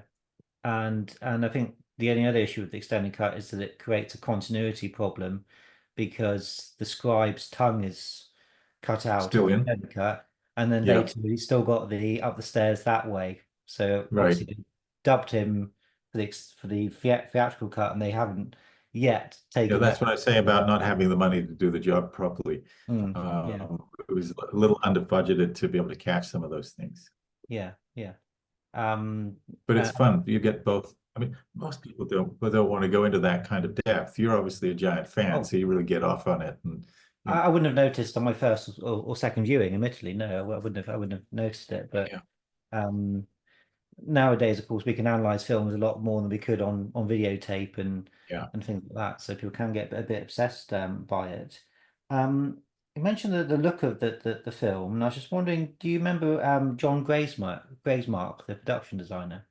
yeah. No, he did a wonderful job for us. Again, it was this um, just the sense that the English old timers had worked on so many features and they had so much depth and skill about creating environments and there's a to get into a historical perspective and to be able to do it on a budget and to be able to complete it and keep that sense of scale. And, there was so much going on. It's like trying to build the forest um, homes of the woodsman and finding out that you have to actually rope them to the trees because you can't nail them because those are trees are protected and they're in a forest that's so talking their way into even getting able to do that. Mm, So much went in to getting that movie made that you don't know about, and you just mm, accept it. I don't remember that we suggested or I suggested that the woodsmen be living in the trees. And I think that may be something that Reynolds brought to it. mm. But again, it's lost in the sands of time. So. The other thing that always disappointed me was that when Mel Brooks did Men in Tights, which riffed off our movie, he didn't Yeah. invite us to see it. I was always Oh. disappointed that, if you're going to riff off our movie and, then you should have invited us to your premiere. It would have been great fun. So, Yeah, yeah, it is quite fun because it is a larger rip-off of Prince of Thieves, but very much a compliment because you've got to be reasonably successful for people to suddenly do a spoof. So you kind of yeah, to be worth it. validated. And Yeah, yeah. Mad Magazine did us as well, which I was really Okay. pleased with. So you go Yeah. out reading Mad Magazine as a kid and suddenly you realize your movie that you've written is being, lampooned in there. It was a great gift. Hmm. I know the film had a very sort of started very suddenly and had a very sort of short production lead up. I think it was about 8 weeks, and I think John Bloomfield was doing the costumes in the order of shooting, so a very sort Yeah. of frantic. But do you think sometimes it helps to have a bit of pressure on the project rather than perhaps have the luxury of polishing and then somehow you Usually on low budget films, you're under that pressure all the time. hmm, So if I'm making more Flounders, yeah, I'm under that pressure because our budget is so small. I was trying to make an epic an epic story, a history story, and I had $14.5 million, which should have put had like 20, maybe hmm, 25. And so it means that some of the things you do, like storyboarding and prepping, or making sure your script is refined, or making sure that you are writing to the emotions that you need, but putting them in places where they can be shot with a reasonable cost. Um, that's norm in our business. I mean, the luxury is having giant budgets and having long lead times, which we didn't have with Morgan Creek because they didn't have a studio, they didn't have a release. They were shooting this movie on their own money without guarantee of distribution. hmm. And the distribution came as they went forward. So they were already in and betting that they could pull it off, which was, really courageous of them. And of And course that and and what happened was um, Fox decided to make a television movie of their Robin Hood, and they released it just before ours went on in theaters, trying to show they were sort of like kind of pissed and trying to show. I think their movie was, why do you guys see the Robin Hood in the theaters? We'll show you one on TV. So there was some interesting adventures going on. Um, and the other Robin Hood that didn't get made, sadly. So I don't celebrate that we beat the other people. I know how much it costs to make a movie emotionally, and everybody goes putting their whole heart and soul into it, and we were lucky to beat the others, and very grateful that we were lucky enough to beat them because we'd have to have saluted them if they'd beaten us. Oh yeah. I know that Tim Burton, when he was making the first Batman film, in many ways preferred to make it in the UK compared to then the sequel in Los Angeles because he didn't have the studios breathing down his back. He kind of have a freedom in terms of Yeah. the day to day. I assume that might be the same with Prince of Thieves in respect that there was that physical distance that maybe you were kind of sort of left alone a little bit by the Hollywood Well, sort of side. we had a different thing because Morgan Creek was a very small company, and Mm, David Nixay was the president, and Jim Robinson was the guy that had the courage to put up his own money, which was very old-fashioned. He was a very old-fashioned mogul, one of the people that essentially said, this is the movie I'm going to make, and I'm putting my money where my mouth is. And to him, it was a statement about showing the studio system that he could make a movie of that quality. So it was very brave of him. And so the studios normally, if you're lucky, if you're Disney or someone, you decide 2 years ahead what movie you're going to put out next at that summer, and then you start selling McDonald's and you start building the the franchise, and you have all these other elements that give you assurance that you're going to be able to get your money back out because you're now merchandising it right from 2 years out. Um, when I'm shooting, yeah. You worry also that the studio isn't going to understand what you're doing. So when I'm shooting like Mall Flanders, I had my team sit in the dailies with the studio people as they were watching it. So if there were issues, they could catch them right there. They wouldn't let them get out of hand. So they would explain as they were going what was being shot and why it was being shot. So the studio couldn't misinterpret what was going on. And I was lucky. Frank Mancuso, who was running MGM, who was co-financing my Robin Hood, sorry, my Mall Flanders movie. He flew to Ireland and came on the set 2 or 3 days in, and I thought, oh fuck, he's going to fire me. Oh shit. Oh dear, I must have done something terrible. And he comes up to me, he says, Pen, I have lots of movies with problems. You won't be seeing me again. And that was such a relief. So sometimes the studios leave you alone because they've got worse things that they're trying to handle. So I was given the times I've shot, I've been very lucky. The heads of the studios that or the financing have always been allowed me to do my job and the way I saw it. And luckily, we were in sync on what our goals were. mm. So you were, as you said, you were going back to LA between visiting the set and then going back. So were you? Yeah, I was commuting. Yeah. Yeah. So was it you were sort of taking care of the distribution deals or what kind of Trying things to were trying you to kind of? trying to keep every trying to keep the goals that we had with Morgan Creek, trying to keep the politics of and or one could use a better term, the diplomacy of getting a movie made. There was need for more budget. We'd estimated a budget with the Morgan Creek people, and we had to go to Jim and explain to him why we needed more money. And Jim then went and met with Kevin Reynolds and talked to him, and they decided, yep, we'll give you more money. And so those kinds of things are behind the scenes, and one normally doesn't, but they're vital to getting your goals. Mm, Um, the Morgan Creek team were insistent that sometimes touch the song goes in, and our goal was to try and integrate that song into the movie in a way that it was successful because it's a very modern sound compared with the film. So I was responsible for the entire sound mix on Robin Hood. That was my job. Once also working with John and Stuart Baird on the edit. Once the team that had worked with Kevin Reynolds had left, and I got the privilege of controlling the entire mix of the movie, which again, I have a lot of emotional philosophies about how sound builds an environment that you're not conscious of, but it keeps you in the movie. And so if you listen to the movie, which I'll now ruin it for you, you'll hear my voice all the way through it. I am dying. I am horses. There are horses charging across the countryside, and I am making the horse sounds.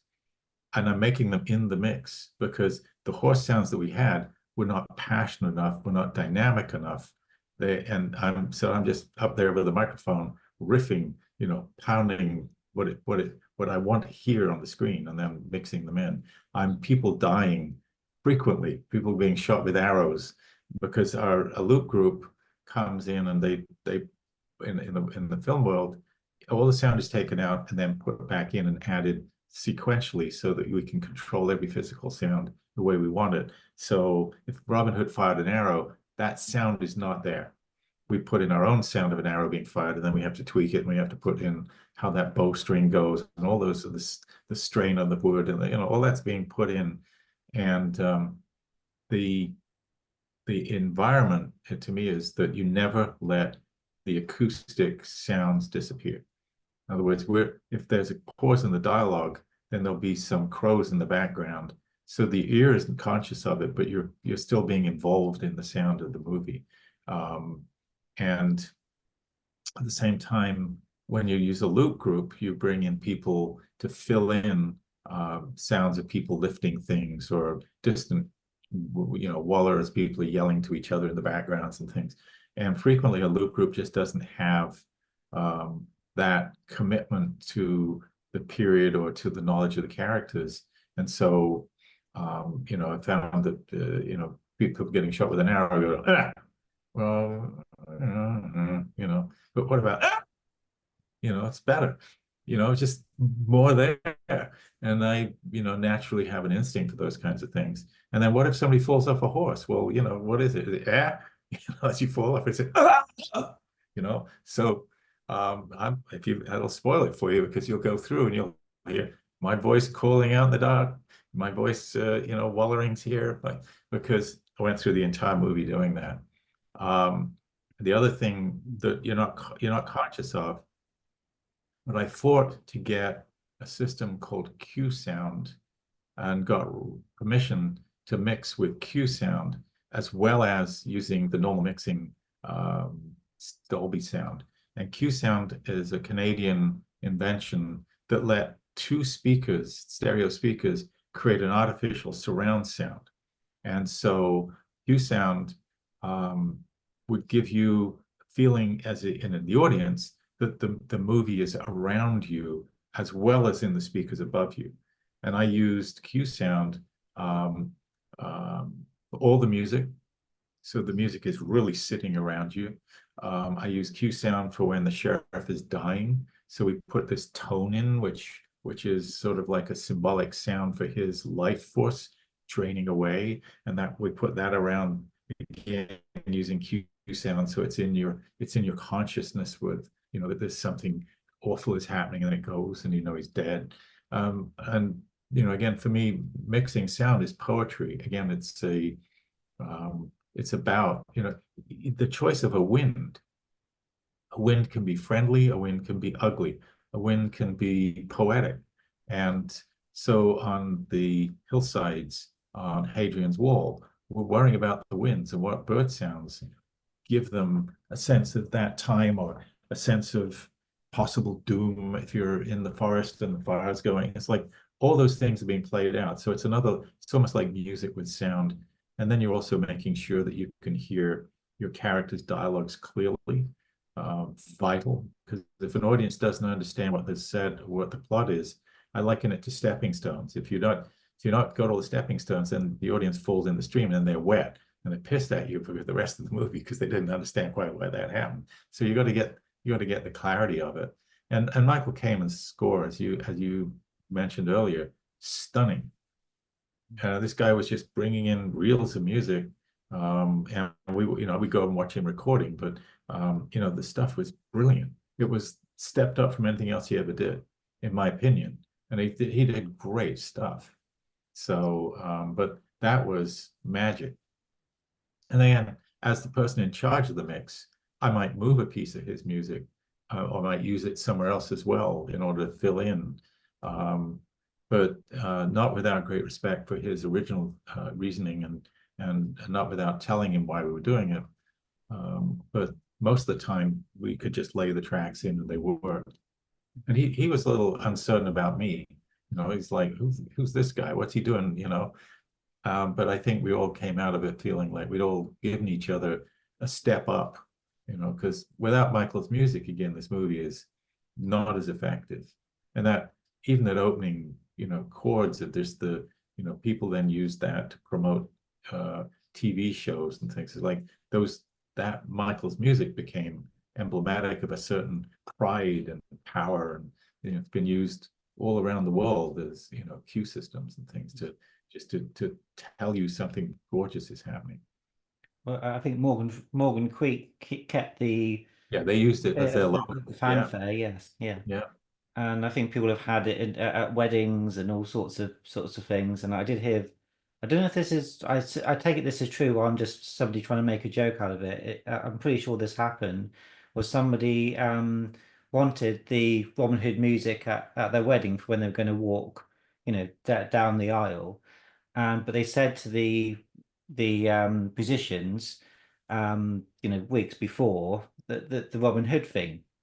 So they were expecting an instrumental, Right. or people, singing "Everything I do it for you," and what they actually sung was Robin Hood, riding through the glen." If it's Funny. not true, it should Wow. be true. But I It should believe be that true. did, It's I believe good. that did Yeah, happen. Yeah, yeah, yeah. No, I was raised on Spike Milligan. That would be very appealing to me. yes, yeah.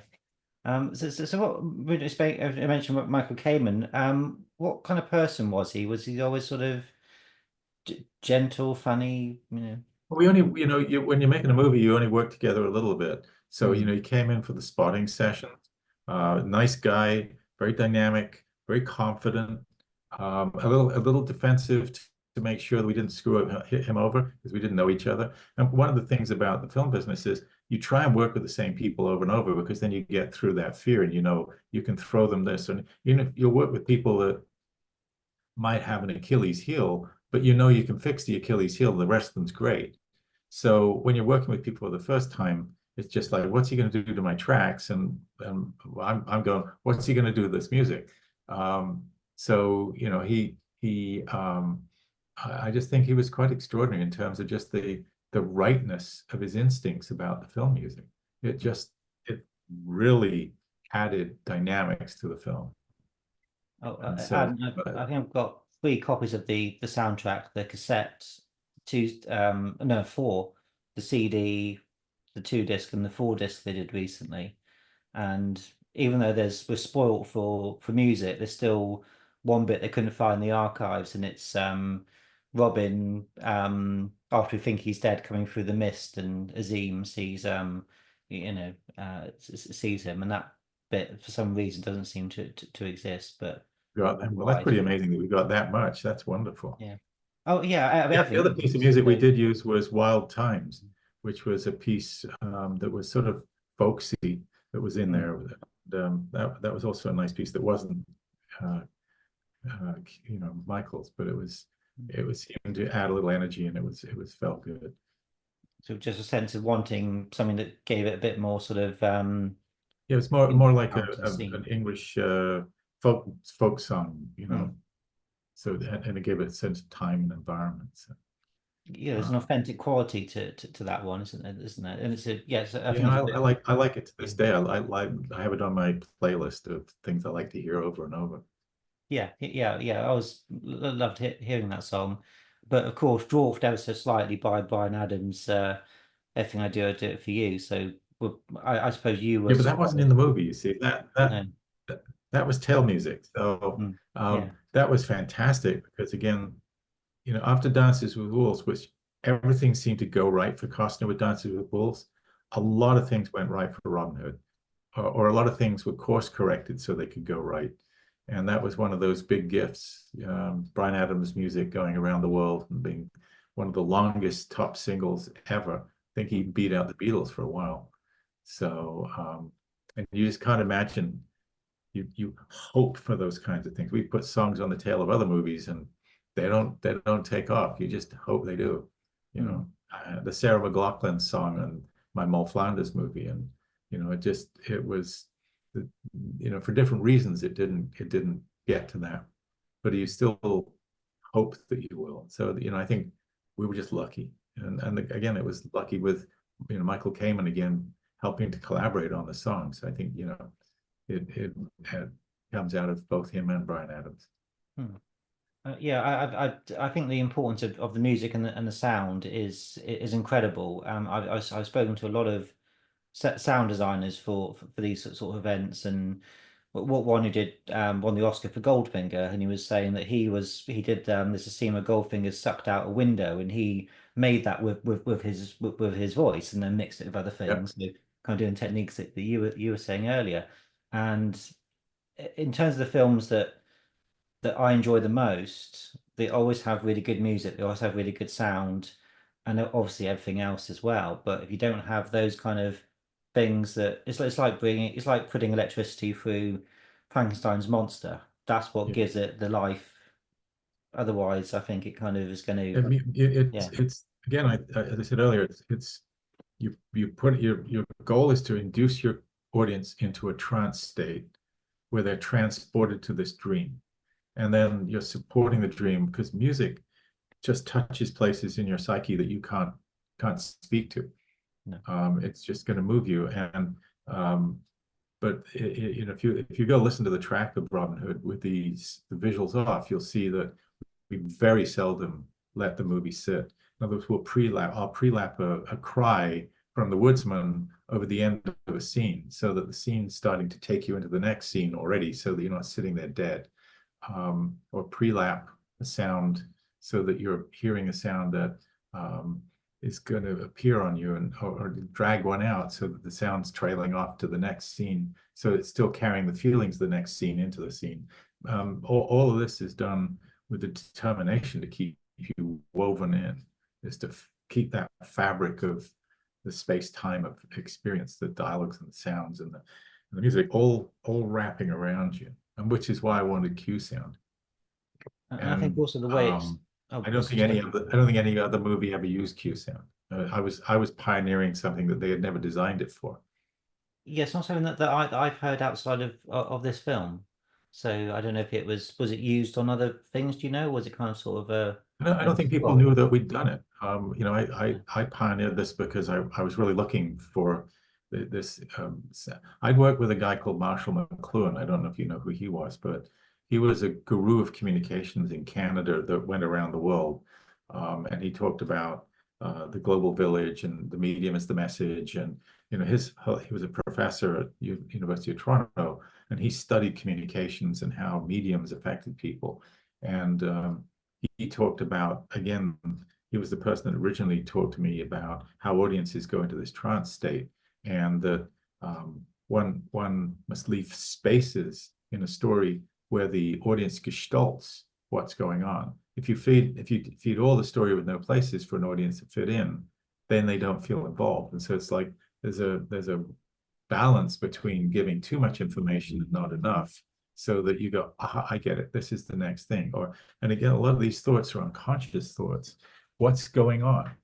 You know, why are these people all staring in that direction? Then we'll turn the camera in that direction. It's all to give the audience that sense that they're involved, rather than show what they're looking at and then show the people. It's like create the suspense before you show what's going on, because that gives you that desire to know what's going on because their expressions are reading something. So it's a delightful medium. It's a playground, and you know it's infinitely flexible because you know you can change a cut, you can change the soundtrack, you can change the order of people in a scene, or you can eliminate. And one of the things that I'm talking about screenplay writing is, you know, from my book is, can I get out of a scene earlier? Can I get into the next scene and cut off the head of it? Can I put those two scenes together so you do gestalt? Because a lot of the time you don't need to see the wrap up. You don't need to see a decision being made, because in the next scene it's obvious that decision was made.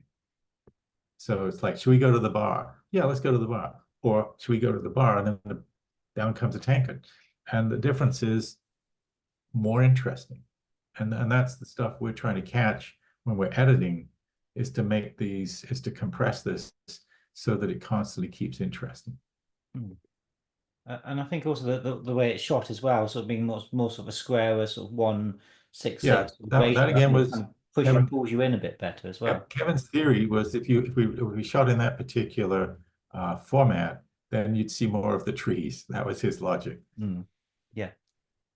Yeah, I think it feels more immersive. It's almost like seeing it in IMAX, isn't it? Really, in terms of that sort of, Yeah, it's that kind of sort of feel to it. And you add that with Douglas Milsom's cinematography, and you're yeah. drawn into this magical world in terms of how he sort of And Dougie sort of did a lit great it. job. And um, there's a I'm trying to remember his name. There's a guy Gill who was a second unit cameraman, and I'm so wrong not to be able to remember his name. But my father was a cameraman. My uncle was a cameraman. They were identical twins, and my father claimed that he'd named me. He gave me the name Pen Ray originally because his name was Ray Densham, and he'd said that he'd named me after a Dutch camera assistant that he worked with in the 40s. And Mm, he named my brother Gilray and said that he'd named him after a cameraman that he knew and liked. And that after the second unit cameraman named Gill had passed away, my father said, "Oh, that was the guy I named your brother after." So in fact, we didn't know it, but there was sort of like a relationship even that my father had known somebody in that crew from way back in his own career. So yeah, that's the amazing thing about our films. You look at them and it looks like we made them up on the spot and they just happened. And then you look at the hundreds of people that had to all take a part in it, mm, and the people that had to merchandise or not merchandise, but sort of marshal all of this so that it all ran fairly smoothly. And mm, uh, so we had some great people who were just the ADs or the line producers or people that were helping, the secretaries and people committed to getting this film made. And again, it was under budgeted. The film was made on a non-studio budget. It was made by Morgan Creek to the top limit of what they could afford, and they didn't ever stint on it. But it was, probably a third less than if you'd gone through a studio. To all those people who were solving problems and making things happen. mm. Does the name Michael Kagan ring a bell? He was a co-producer. Did you have much to do with Yeah, he Michael was the Kagan? line producer. Yeah, Yeah. he's a great guy. Again, the line producers are people you're like your sergeant majors. They've seen it all, and they line up the troops and they make sure that no one gets their head shot off by peering over the thing, and they get you there, and they break the days down into the way that you marshal your forces, so that if you got a day and you're looking at how they break the script down, how much time to give each piece of the script, and their skill level is also solving problems with unions or solving problems with actors agents, or constantly they're really cross-webbed all through the system, and no one really talks about line producers can be anything. Producers can be a guy that bought a script and gave it to a studio and he gets a producer credit. Well, but the line producer, he has to know the entire production and he has to know everything. And my partner John also is very much that kind of thinker, very much because he was the editor. He would look at the screenplay and break it down and look at the boarding of it and the planning of it. Whereas I was the one that would always jump to the, what if we do this? Isn't that cool? So I would think up things that no one had ever thought up. Whereas John sometimes would be the practical guy and get things to happen because he could see how to make things go through in a system that would make sense to keeping things from over budgeting. Mm, Um, and they went back and they picked up shots and things. There was a hiatus and they went back in again, and they were shooting in cold winter weather to get the rest of the movie made. And again, it's a tribute to them marshaling it and getting it done, and not and the look of it, you never feel it. Oh yeah. I spoke to Nick Bramble, who of course played Little Yeah, John. I met him at a convention a few years ago, and the yeah, question I had for him was it as beautiful as it looked in the film? And he said absolutely. And right. because of course you didn't nowadays you can't trust your own eyes films in terms of CGI and things, but of course there's none of that in this at all. It's purely lighting and filters and and that's maybe one of the reasons why these films have such long life, because they're tactile, that they're there. They've got the weight to them that these Yeah, I CGIs mean, earlier don't movies have. were shot in studios, and they put in trees inside the studio and then shoot them because then they could control the weather and they could, Mm, whereas we were real unreal, mm, it's really Hastings when you get out of that boat and mm, it's they're wet and they're kissing the sand, it's mm, like yeah, it's tactile. mm. So it wasn't always the most glamorous thing to be on set for because of course it was mud and rain and things, but it was still nice to Yes. be around the making of it. Yeah. Yeah, no, it's but I'm awestruck. It's like um film crews go through, I mean, shooting nights.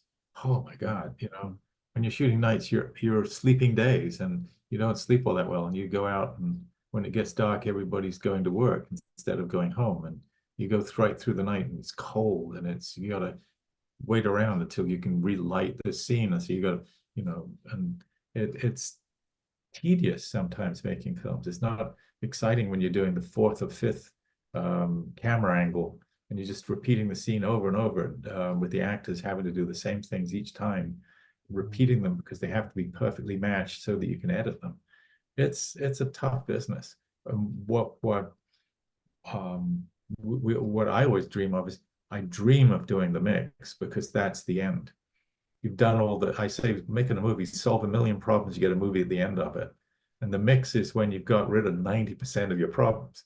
So there's no actors around, there's no issues with the weather, there's no, problems having get the budget because now you've limited yourselves to four guys in a room mixing and you've got your music guy writing perhaps. So that's movies come together. It's like a Frankenstein. It's this corpse that you put together of all the different pieces, all the different shots, all the different sound effects, and then when you mix it, you make it feel like it's reality, mm. and it's So when breathing. the sorry, Ben. Um, so when the film was completed and again up towards the premiere, was there a sense of an anticipation? Because you were saying there was some film reviews that completely panned it. So were you sure of kind of how it would be I received? think we were fairly sure based on the script and people's responses to it, based on Costner's performance and the people having this wonderful sense of Costner. While there was a few critics that were, negative, there was a lot that weren't, but also there was a great deal of goodwill towards Kevin Costner at that time. And so the anticipation was that it would do okay. In fact, it did way more than okay. It was, I think, probably Warner's biggest grossing movie that year, and possibly one of its biggest grossing movies in that kind of category in many years. And that was exciting. And again, as filmmakers, my partners and I, we were suddenly at a different level in the business. We were suddenly given a lot more credibility, and we were working with Ron Howard on Backdraft at the same time as doing Robin Hood and commuting backwards and forwards, keeping that one going.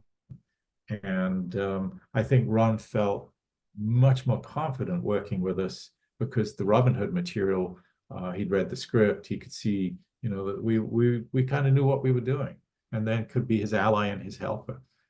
So that was a great experience.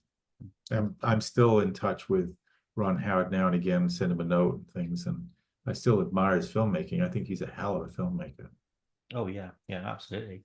So And again, absolutely unstylized. In other words, there is no, certain people, Michael Bay looks like a Michael Bay movie no matter what.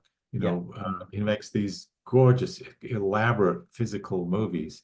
Whereas, you know, Ron's movies are so different from each other. They're each little jewel gems that he creates, and then mm. you end up with an Oscar, or something because they're fresh. He tries to express himself with each film. Mm. So you're going to say something? I cut you I off. was going to say so Robin Hood Prince of Thieves comes out backdraft, so you've got tremendous clout and credibility with those two hits. So then, of course, your desire to make a sequel to Robin Hood is seems to be a sure thing, but of course, it doesn't turn out that way. Yeah, I don't understand why it didn't get made. While I was writing the original Robin Hood, I suddenly gestalted the entire idea for the sequel.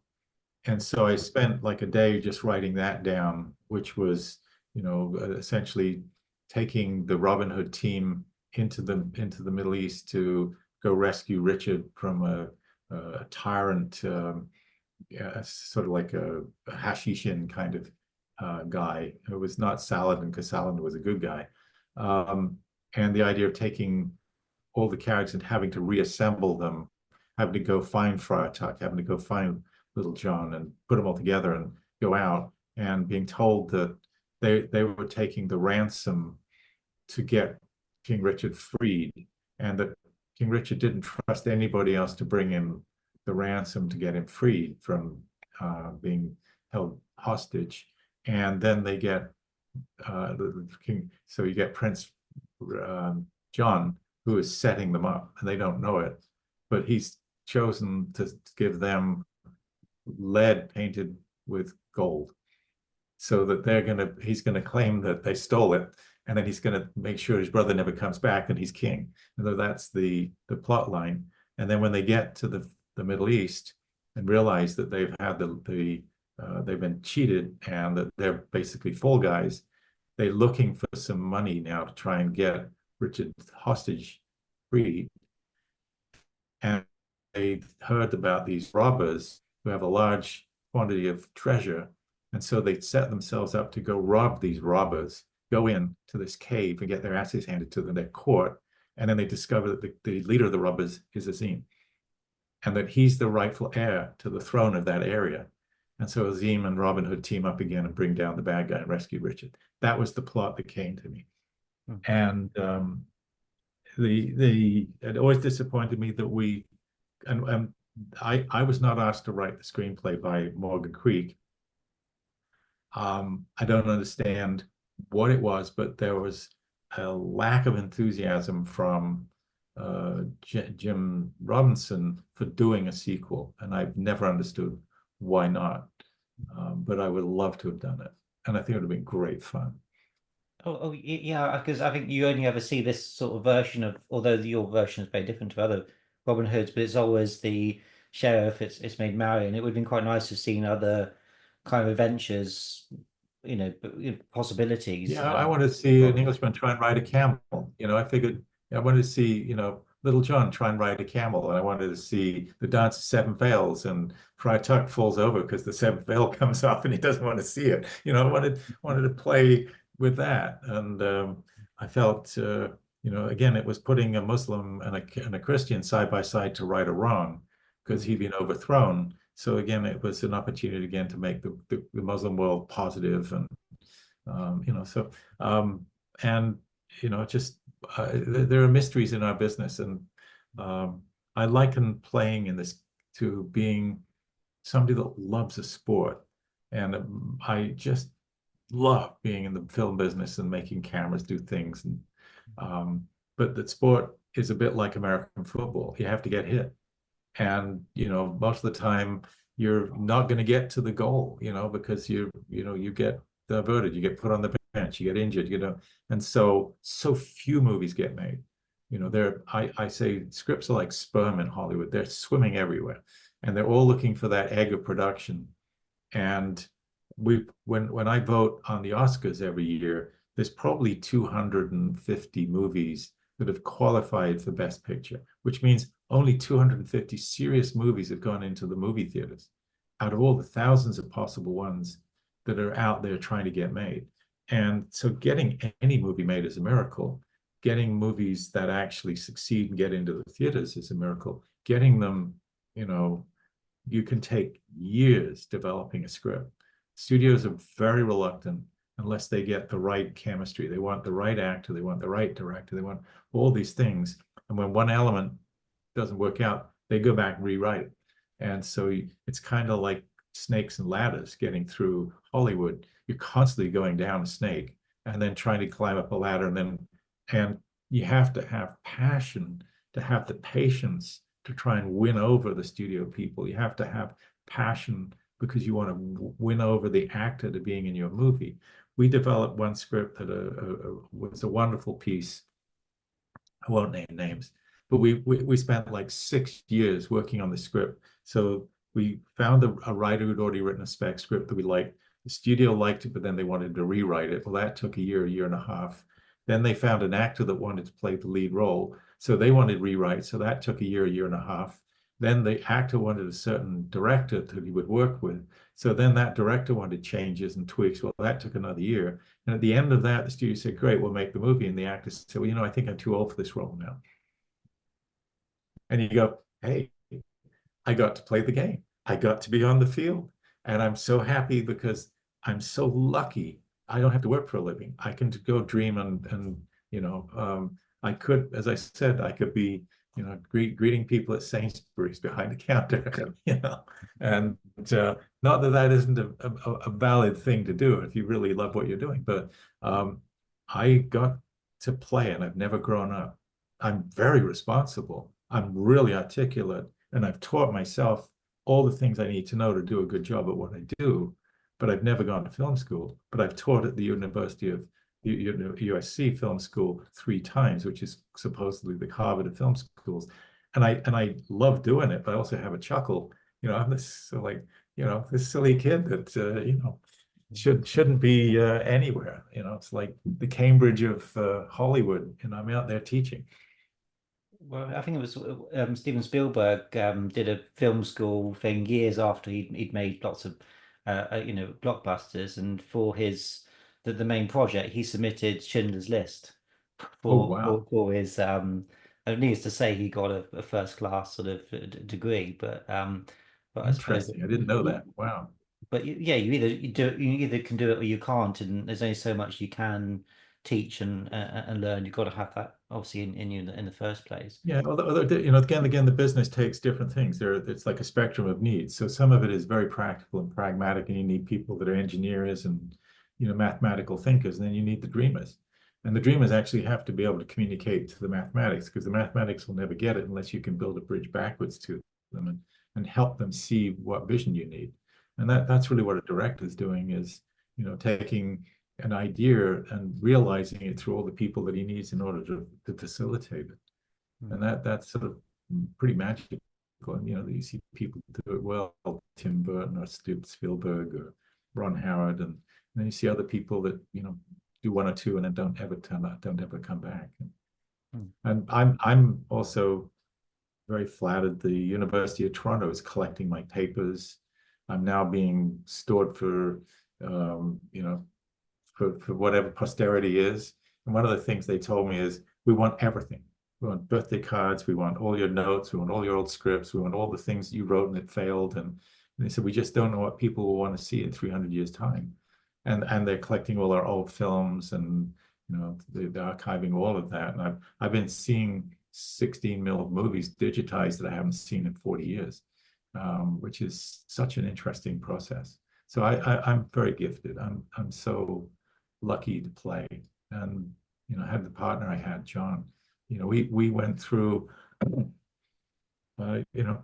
it's like put on a show. I started a house in Canada, which was a giant house of multiple bedrooms and rented bedrooms out to filmmakers. And that way we all shared the cost of the place. We could all afford to live together. And then when two or three of my buddies were fired from one company they're working at, I quit my own job, cashed in my pension, and we just started a film company in that house. And that's where we ended up all these years later. mm. Just one other thing with the sequel. I take it you because of Morgan Creek and Warner Bros. Etc.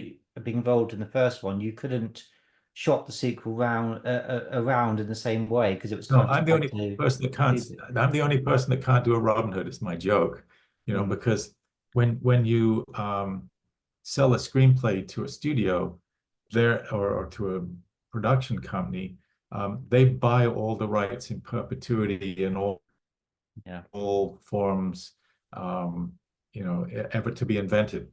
And so you give over that. So I no longer owned anything. I participated in profits from it to a small degree as a writer. But no, I don't. And I guess if they were to make a sequel or if they were to make remake of it, then we would probably be brought back in. But the ownership is transferred, and then the studios own, the licensing. That's why Disney bought Star Wars. They paid $4 billion or something, but they wanted to own lightsabers. They wanted to own, Star Wars rides, and now, they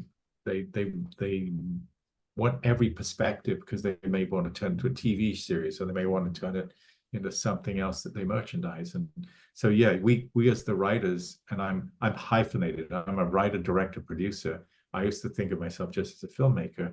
Well, as the writer, I had to sell my rights, and then in Hollywood, because Robin Hood pre-existed, there's a thing which is bizarre, but because it pre-existed, I'm not considered to have invented him. Therefore, I don't get participations on the merchandising of the Robin Hood. Whereas I was considered to have invented Azim, the Muslim character. So I got a percentage of sales of the toys and things, which is a minuscule amount of money, but in a way I was quite proud of it. And John and I also were very proud. We were given an award by a very prestigious Muslim association for contributing to a positive vision of the Muslim community. And that again was something I'm very proud of.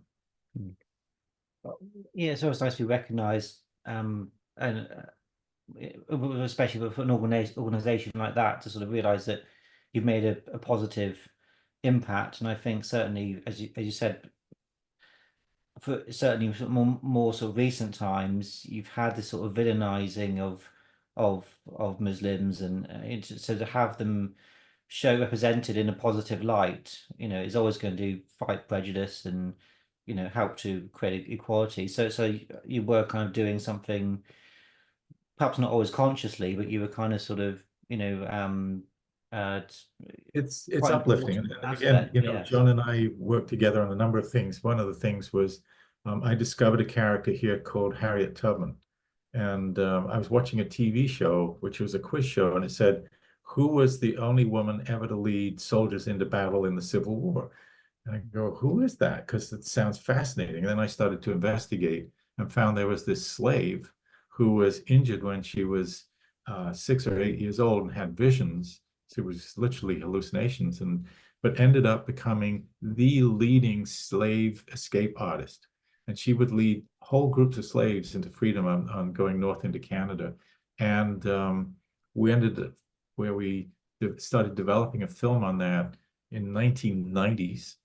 And it went through all kinds of different permutations. And it ended up that a team of people were able to get it made about 4 or 5 years ago. And John and I participated as executive producers in freeing up the rights and helping them get the ability to make the film.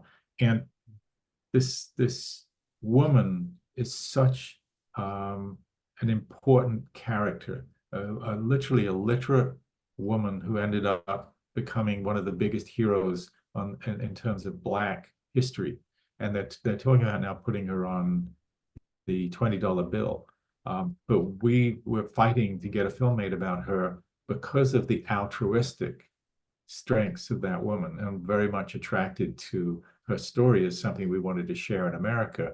And I have so much pride in feeling that my initiating that caused this to become a possibility and become a reality, because the message inside that a woman can be so strong as to terrify the Confederates. They were scared shitless of her. They didn't know who she was. They thought she must be a man. It's helping all these slaves escape. The movie starred Cynthia Erivo and won Oscar nominations. And I didn't have a lot to do with the actual production, but it wouldn't exist without our effort. And that again is that altruistic thing. It's, money isn't everything. Sometimes just feeling like you're making a film that speaks to the world in some positive way is a good thing. Would that be the project you're the most proud of, or is there other things that you perhaps like to mention? I'm most proud of making my movie Moll Flanders. I say that Robin Hood is really a movie I wrote because I'd had the privilege of having a son with my wife. And Moll Flanders is a story that I had an absolute certainty I was going to write another historical story after we completed Robin Hood. And it was literally a gut instinct. I could sort of feel like a story sausage in my gut. And I knew it was going to be historical. I knew it was going to be a woman's story. I didn't know what it was. And I've learned to surrender to my intuitions in order to create. You kind of like you get out of the way. You know, when you're trying to create and you're right, something comes through you. It's like some people call it the muses, and some people call it like receiving dictation. And you yearn for that to happen because it's transcendental. So I looked at Molly McGlone and Nell Gwynn, and you know, what was this story that was haunting me, but I didn't know what it was. And then I heard this piece on an orphans and foundlings home that had been turned into a museum in England, and that they had letters left by women 300, 200 years ago when they abandoned their children on the doorstep. And I thought, what does a woman write to a child she may never see again? And what is it? Is it an apology? Is it? And I found a few days later, I had this lines of dialogue come to me, which was, what say you, child, now that you've heard your mother's story? And I sort of realized that it was like a 6-year-old who had been in an orphanage and taken out of the orphanage, and she was being confronted by a woman who'd had her read this letter, which contained the unvarnished truth of why this woman had lost her control of her daughter. And this little girl says, you know, you could throw me out without a crust to eat before I would deny that woman is worthy of my love. And then she says, prepare yourself out, for I am that woman, I am your mother. And I realized that this was a woman who didn't want to trick her daughter into loving her, that wanted the child to know the unvarnished truth of her failures, but that she'd never lost the love of her child and had gone out of the way to bring her back out of the orphanage. And I then could write the entire movie. And I ended up it pouring out of me. And my assistant was the only person I told. She'd written a thesis on sheroes at Brown. And I didn't want to tell my male partners that I was writing a female story because it seemed absurd. And I didn't want to be talked out of it as I had been in the past. So I just wrote it in secret and did all my normal work. And within 5 weeks, as I was going forward, my assistant said, read this. And it was the opening page of Moll Flanders, which said, the memoirs of a thief and a whore who ended up living well in Virginia. And I thought, okay, I got to get the cliff notes, got to quickly figure out what this is. And found there was a lot of things in Defoe's story that I could use to illustrate this journey of a woman and who had lost her own mother when she was born, because in England, women would give themselves, if they were imprisoned, to the guards to get pregnant, because they wouldn't hang you while you were pregnant. They'd wait until you had given birth and then hang you.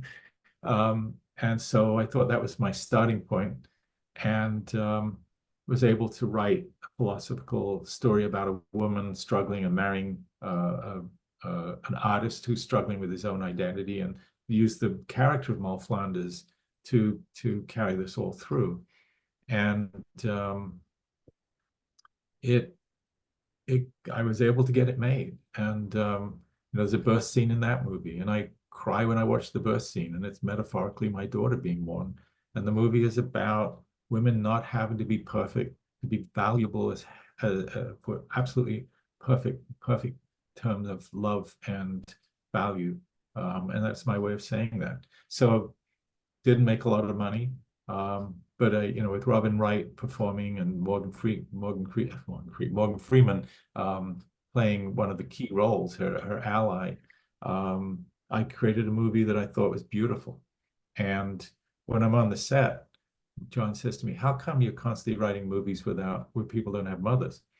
And I go, "Oh God, never even thought about it. Robin Hood doesn't have a mother. Well, Flanders is from a mother that dies. She's a mother that loses her daughter and gets her back." And I'm going, because somewhere when you let go of the conventions of trying to write what they want, you find that your body is working through your own process of losing a mother. And these stories are telling themselves in human terms that they're needs of my soul to talk to that experience. And then they'll look back and say, yeah, I wrote movie on Houdini, who went crazy when his mother died and tried to use psychics to try and contact with her because he wasn't ready to let her go, and then found out they were using trickery and became really angry. And so I ended up writing a screenplay on Houdini, and I think it was, and so the joy of it is the opportunity to create something that speaks to your life experience and make money off it. Wonderful too, but the realization that movie exists is brilliant. Mm. And it's like my photography. I'm trying to pioneer photography in ways I've never seen. And if you look at me, I'm on Instagram, or I'm a Pen Densham photography, and my goal is just to, can I make images with a camera that people have never seen before, but they're still using the camera as a medium. And to me, that's like the sport and the challenge of it. It excites the heck out of me. Mm. It's just that's so personal. It's not about earning a living. It's about just being fulfilled as an opportunity as an artist and discovering who you are as an artist. And that's why I yearn to help and support other people, because it's very uncomfortable doing things that have never existed before. It's really weird, when you shake a camera at a tree and do this with it to see what happens with the explosion of light and leaves and things, and it becomes something joyous. And yet, it doesn't fit any of the rules of photography. So that is very much your drive now, is photography and teaching and supporting and It's nurturing. total freedom. Yeah, I can,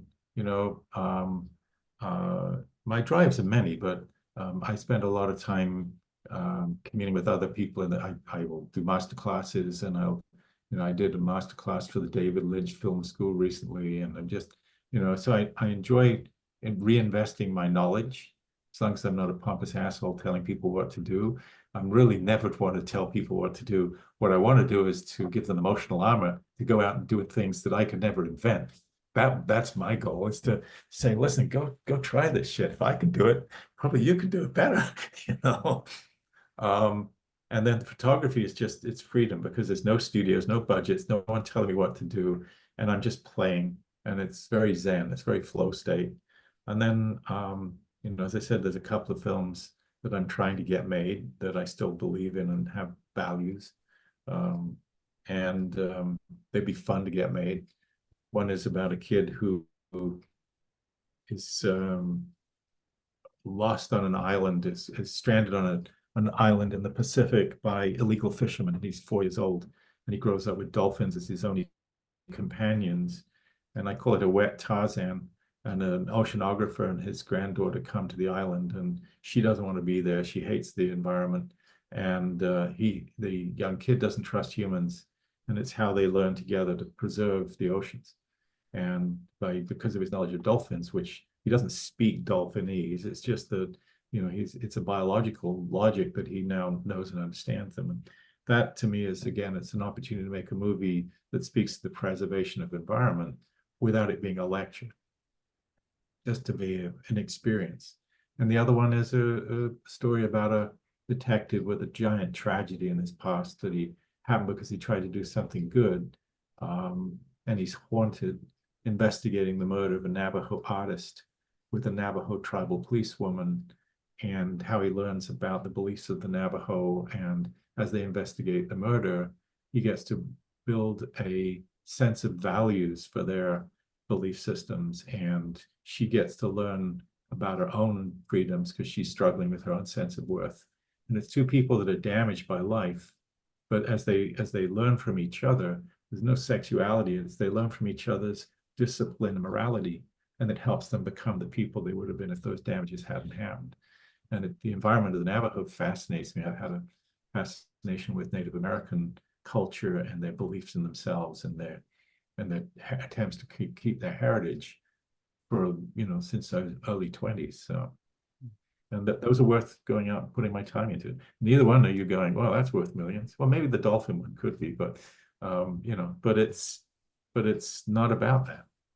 And that's the strange thing, is the movies you write that aren't about something frequently get made because they stand out.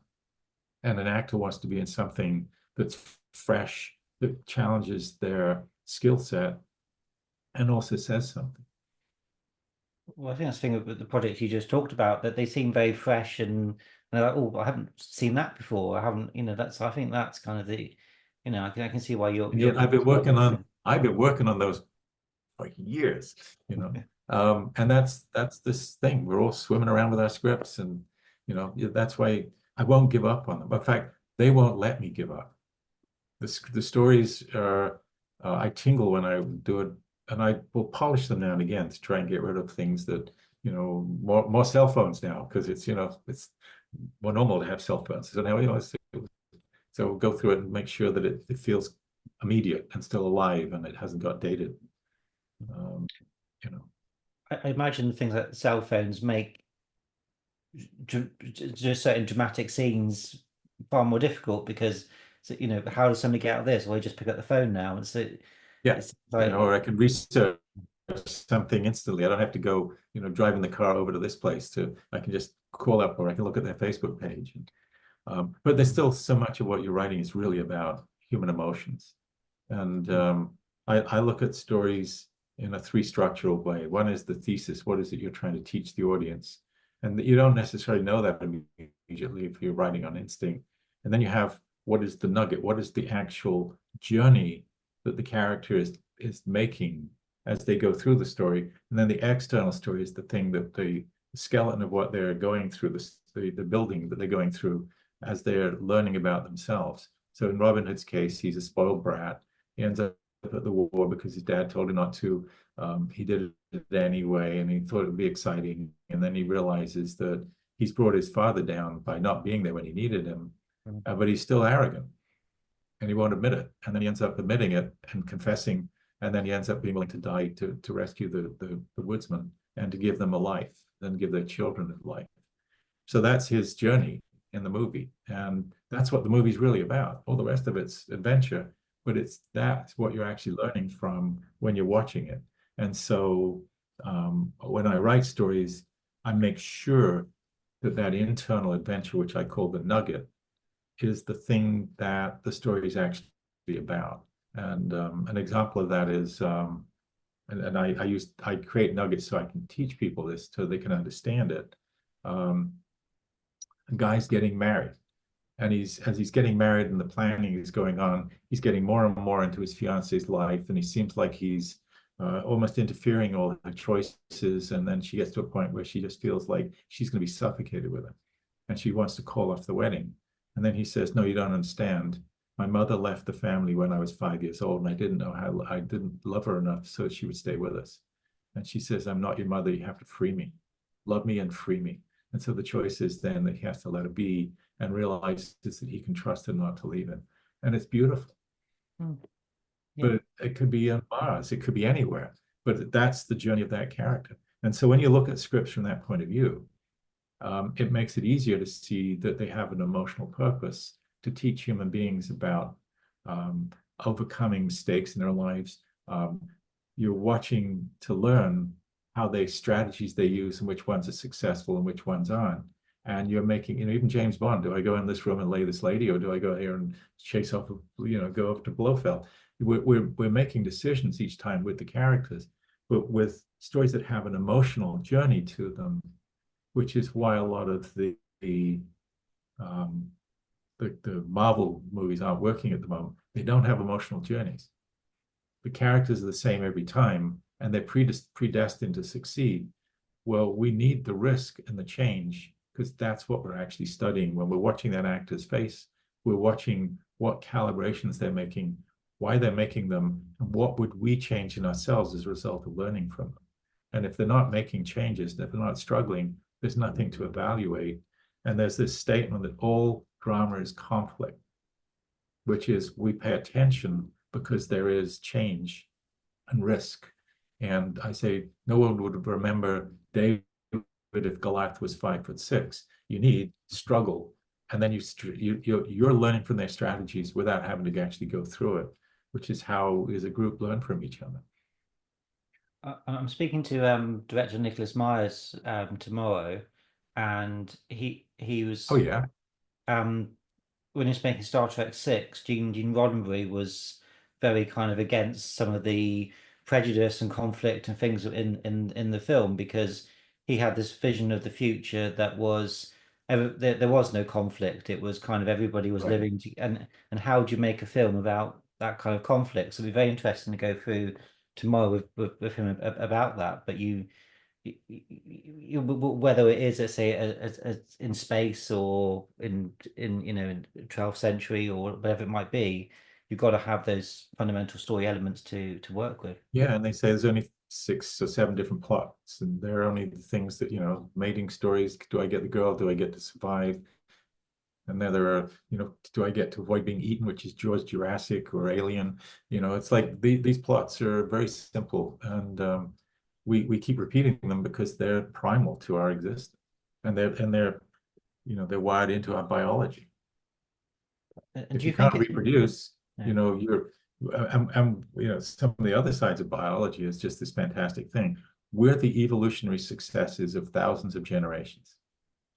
Mm, Every creature that was us in the past survived long enough to be smart enough, to be probably anxious enough, to problem solve enough to live to the age of reproduction. And we were selected because we're successes.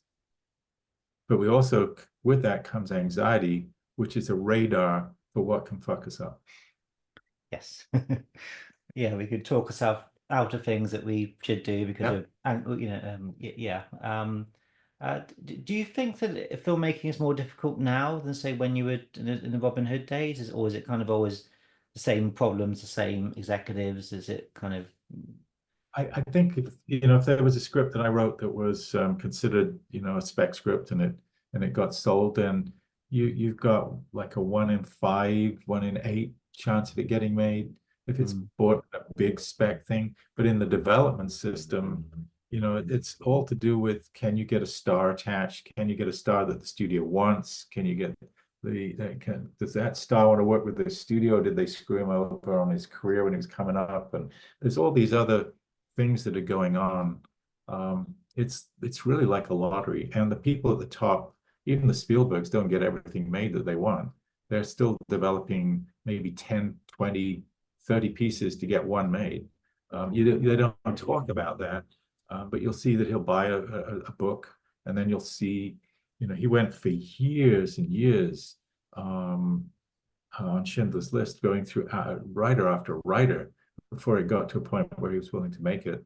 I met with one of them who was working on it, Kurt Lucky, I think his name was, and there was just over and over again to getting it to his taste. And then you got to go get either actors that have got sufficient horsepower to get a movie made, or you got to find a place that so believes in it they'll back your movie. And usually it's easier to get something made after you've had a big success. And so if you haven't had a success for a while, like a Mel Gibson or somebody, then getting something made is really hard. Unless you can and look at Coppola, put his own money in, 120 million bucks into Megalopolis. mm, And look at Costner, who's put, he's shot 2.5 of the Horizons, and they're not getting received well. And yet you got to look at their courage or their belief in what they were doing. And when Costner did that with Dances with Wolves, when people wouldn't back Dances with Wolves, he put his own money in, and along with a British company that supported him, and they made a fortune because they were the only ones that owned a piece of it. And here people were laughing at him, saying it's Kevin's gate. He's going to lose his money on Dances with Wolves. So it's a business of magic and dreaming and despair and that's why you have to choose to do it because you love it, not because you think you can succeed every time, but because you'll be blessed if you can do 1 or 2 successes. And we've been lucky. My partner John and I have worked on our company with the employees and people we've collaborated with. We've been able to do nearly 300 hours of television, nearly 16 feature-length pieces. And then prior to that in Canada, multiple short films, award-winning films, Oscar-nominated films. We were given medals from the Queen of England for our contribution to the arts and sciences of Canada, which I think is funny in a warm way. And all while, John went to pick up an award one day and took his shoes off and put his fingers through the holes in them because we didn't have any money. We were just, constantly begging and borrowing. And that's why we all lived together in a big house, so we could afford to, take risks. And then luckily my wife married me and she kept me, as I say. She had a job, so we were able to keep going and exploring. And, my first drama was a 25-minute piece that I decided I wasn't going to die without trying to get a drama made. Luckily, the Canadian National Network, CBC, was giving money out to filmmakers, and a friend of mine tipped me off. And I wrote my first drama when I was like 31. I was scared to write. Um, and it after a lot of screwing up, a lot of making mistakes and shooting a movie with an all documentary crew, it was reviewed as the best movie any length ever shown on television in Canada. And I'm going, no, you're wrong. I'm not that good. I said, like, I go from 0 to 100. But Norman Jewison then found me and offered me the opportunity to go to Hollywood on the basis of that. And he saw in me more than I saw in myself. I think it takes the right.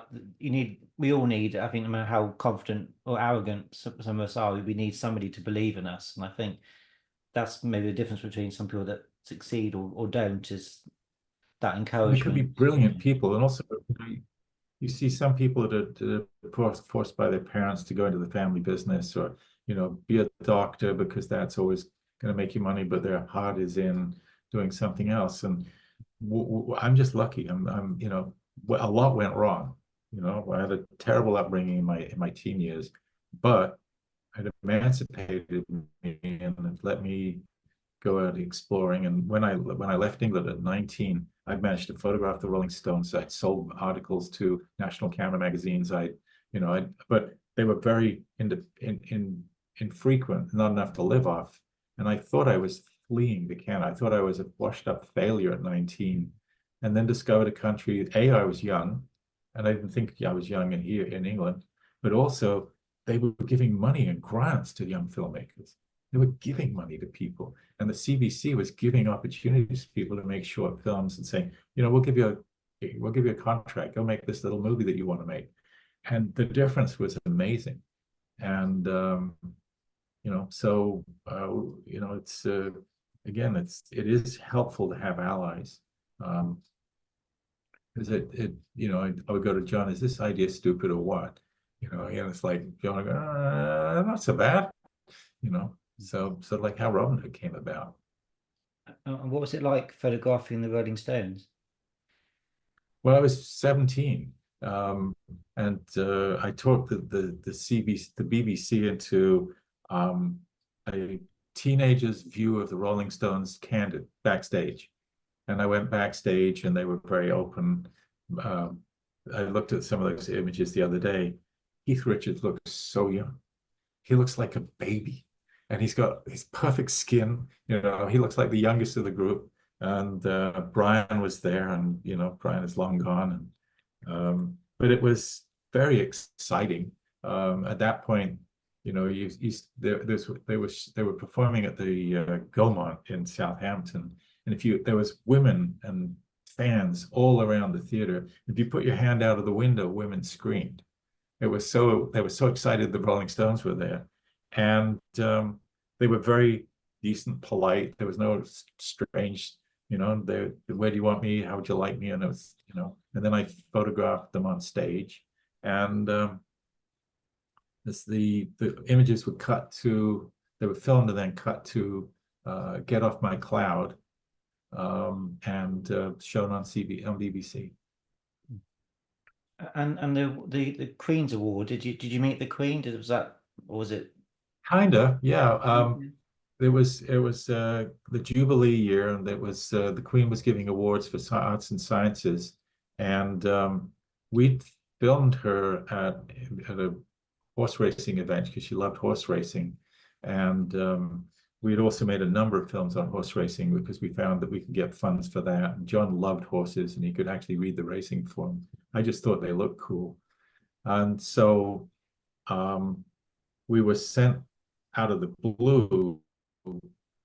I got this medal and a proclamation that I was invited to Ottawa to meet the Queen and Prince Philip and to a reception. And there was this bow tie medal, and it was hang on one second.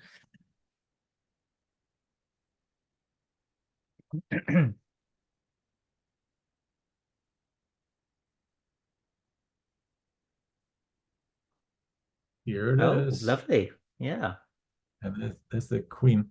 Mm, yeah. So John is looking at me because the mail has come in and I'm the only one that got one. And it's sort of like it's Monday and we're going through the day and no more mail. Next day, no mail.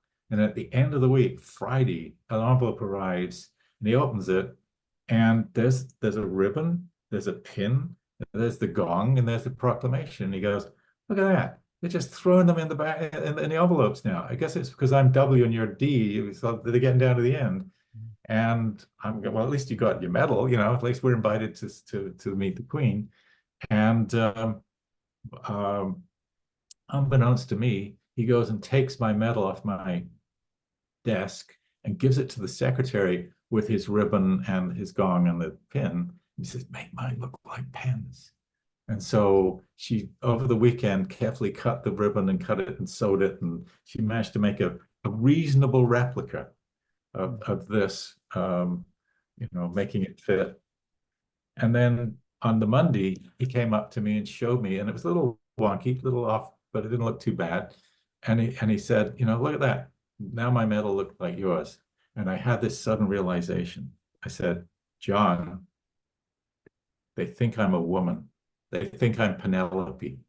We now both have female medals from the Queen of England. Men's ribbon, hang down on the ribbon off the pin.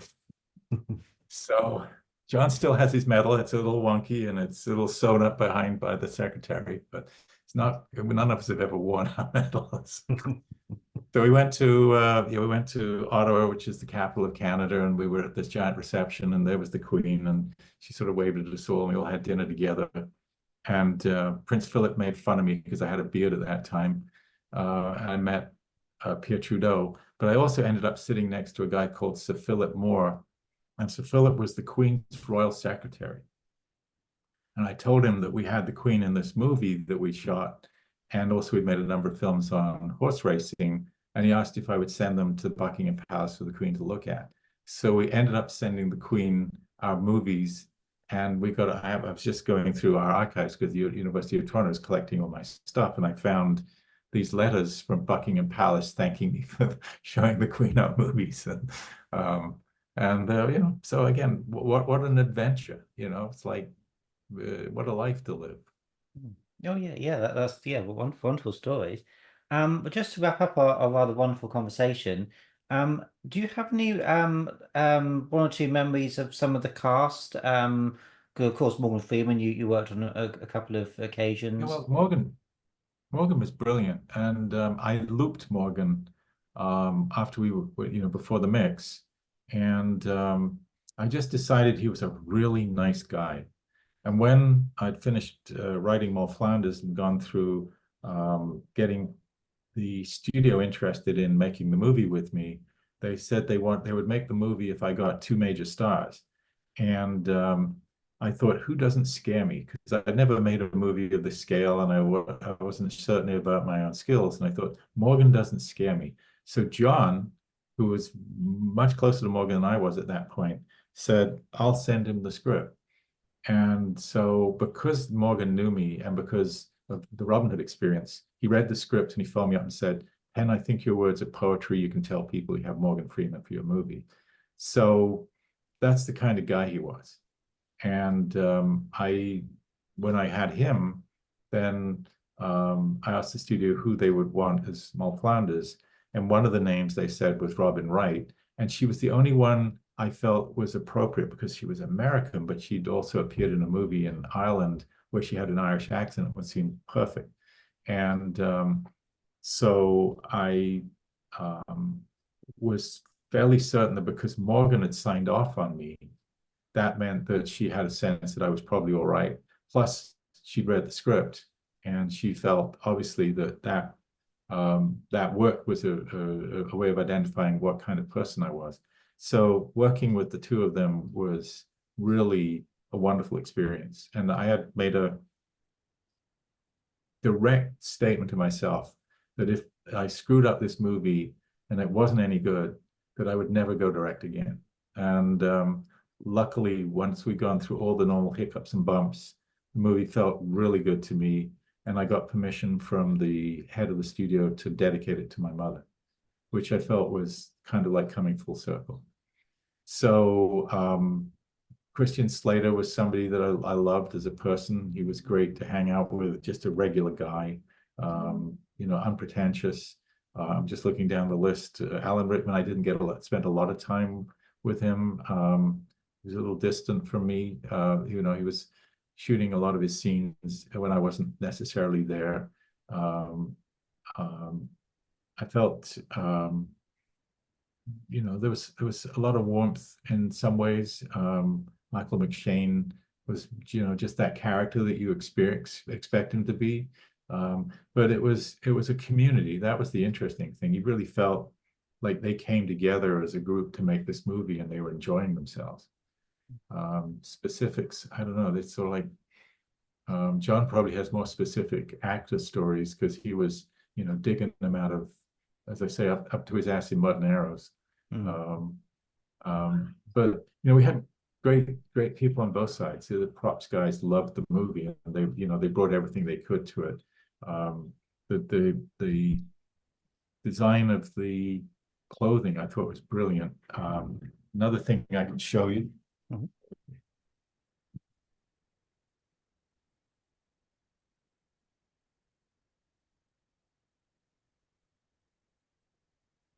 Here we go. Ah, This is the sword that is over the fireplace at the beginning of the movie that Robin Hood's father takes off and goes out to confront the sheriff at the very beginning of the film. The right. Yeah. sheriff then has the sword on him throughout the entire movie. Mm. At the end, Robin and he fight. And when he beats the sheriff, he takes this sword back from him and kisses it and says, "This is my father's sword." And so I collected that because it goes from person to person and it has emotions. And this is the Wow. Yeah. crucifix that is around his father's head when he's being hung up on the gibbet. And it's the one that Robin loses when he falls into the fire at the belly of the beast. And it's the one that Maid Marian is wearing all the way through the rest of the movie. So who gets to play with toys like that? Yeah. It's great those that they the props from the film have survived, and they are, obviously in the hands like yourself. And I think Kevin Reynolds has got one of the swords as well. I think of the one of Locksley swords. So it's very important. I think these things are kept and preserved. And, yeah, did they ever sort of go in sort of film showing? Museums. Do you ever get requests to sort of No, no? I've thought about giving them to the Academy Museum, and maybe we'll do that at some point. Just I have several of what I call icons. These are things from my movies where they transfer from character to character. In other words, they carry an emotional purpose. It's not just a prop, but it's actually an emotional statement. And crucifixes are really good for that. In Mall Flanders, there's a crucifix that goes from her to a baby, and she's still wearing it when she meets her. They're various films. These things seem to identify themselves, and then I try and collect those items because they're kind of personally interesting to me. Hmm. They're some little bit of magic in them. Oh yeah, yeah. The only person you didn't mention was Mary Elizabeth as Marion. Do you Yep. have any lasting impression of her? Just that she was really game. Again, she came with her free-spiritedness and openness to get to the goal of making the movie work. And I thought she was, again, transparent.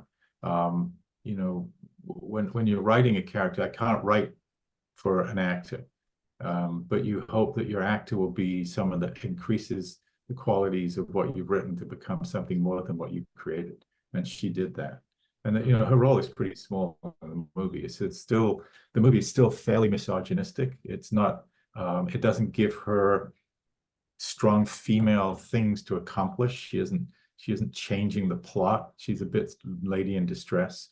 And I didn't feel that I'd serviced her quite enough because I feel that women should be strong characters and have their individual goals and not be just rescued. We did the best we could, but you know, but she carried that off and gave it grace and dignity and strength. So, you know, I'm very grateful to her for that.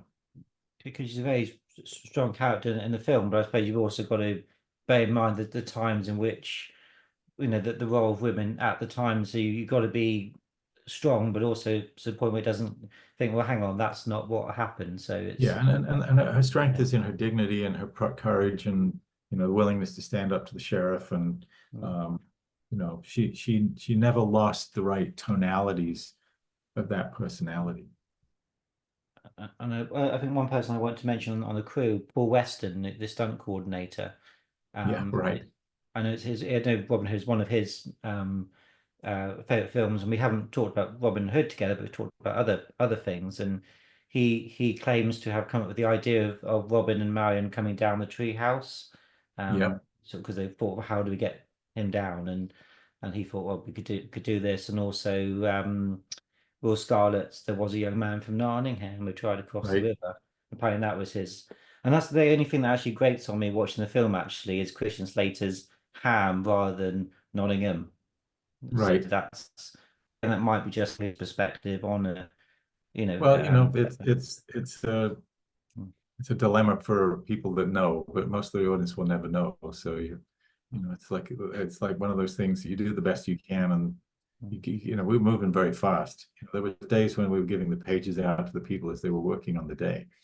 So but I'm sure there is a lot of English people that do say ham, so I'm sure it's probably just, but maybe someone says about yeah. my schooling or something rather than necessarily the reality of it. And finally, do you have any sort of other favorite moments from the film that we haven't discussed, moments that you're particularly proud of, or you just enjoy when you see the film? Well, you know, I love Friar Tuck throwing the bishop out the window kind of thing. I mean, I think that's great. Um, you know, we you know paying off the witch so that you really feel like she got paid off by Morgan was great. You know, the Englishman, follow me was fantastic. And again, those moments are uh, that's because it sort of turns the tables on the prejudice and that they follow him is brilliant.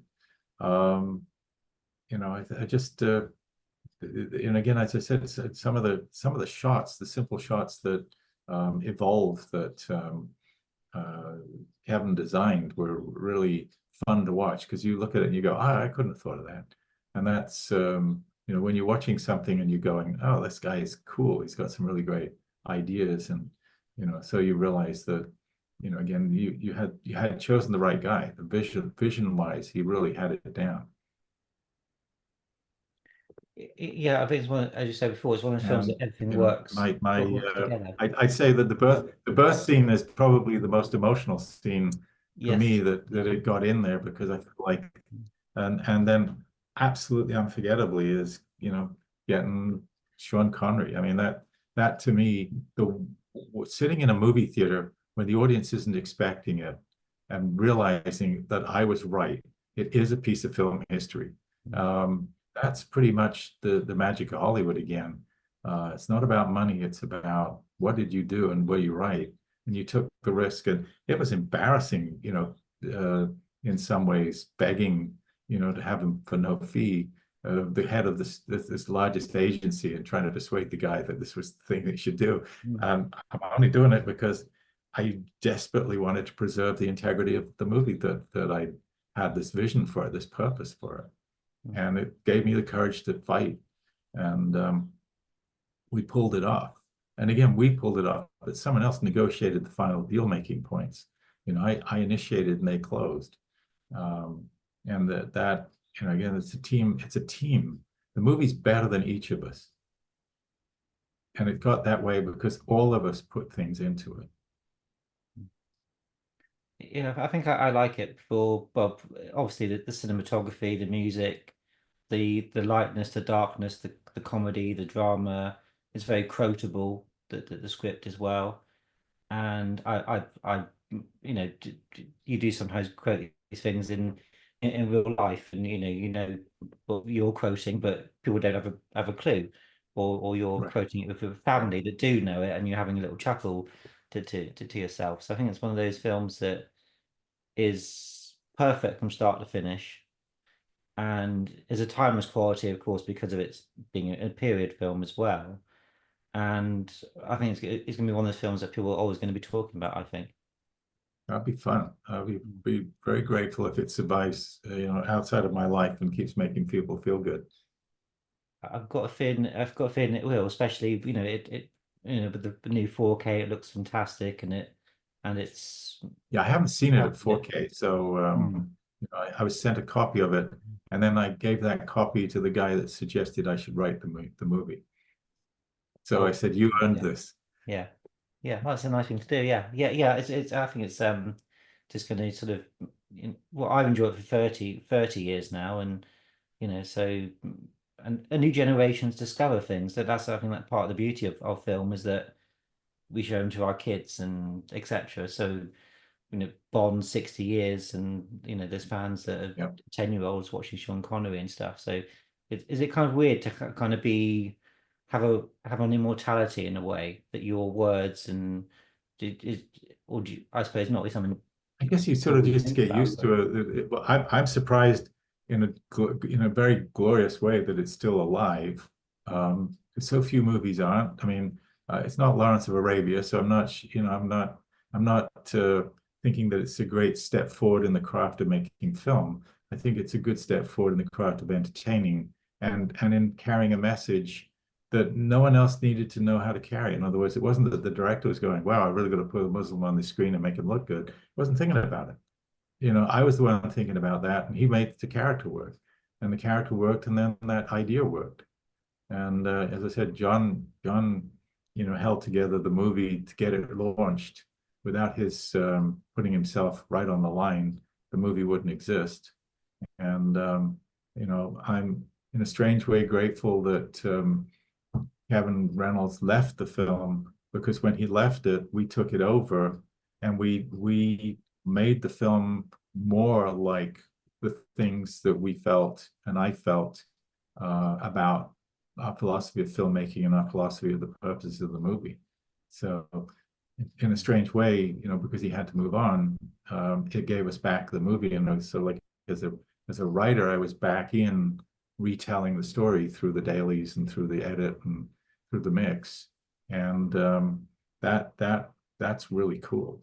And I love mixing, so the fact that I got to play on the most successful film we've ever done and control it, I was the person, and I still, have a great relationship with the mixing team because we were all sort of like constantly chuckling as I would go up there and make strange sounds into the into the microphone, and they were patient with me because I guess they realized that I could actually make the sound I wanted to hear, and that's a kind of a weird thing. You can't actually define a sound until you make it. oh yeah, yeah. I think well, I think I'm quite grateful in some respects that maybe a sequel wasn't made because there's so much of it is everything coming together, isn't it? It's luck and it's twists and it's the director leaving, it's the editor leaving, and whether or not if the film hadn't if the sequel hadn't worked, not because of of course it would have had a good script and everything, but if something hadn't come together, if the studio had got somehow their hooks into it, or whether it would have damaged the first film, I don't know, but I perhaps. don't know. Sometimes sequels grow because people have seen what's achieved in the first film and they get better. Not all that often. A lot of the time, they're replicas of the film that was made where people just sort of try and cash in.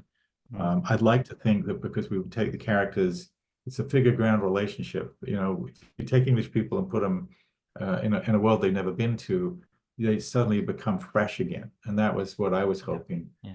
And then I felt that the plot had good twists and that you again have to have Sean Connery be the person rescued, but he'd only get like page or two of dialogue again. Mm. So I'm not sure if he would have done that. I'm not sure if we would have actually got him back, but we'll never know. It's academic now. And I think your idea was different enough so that it could exist on its own. There wouldn't kind of be that association. Yeah, yeah, overall I think, but very sad that there I there think it would have been wasn't a fun. I sequel. think it Yeah. would have been fun. Just the idea of going back and recruiting each of these characters. You need to get Will Scarlet back. You needed to get, Friar Tuck back. And you needed to get Little John back. And you'd find each of them in their lives at that point where they were. Marion would be dead in my version. Oh, So right. Ron was free to have a relationship with other women if necessary. Maybe I'm not so keen now. I don't know, But she can't go on the ride.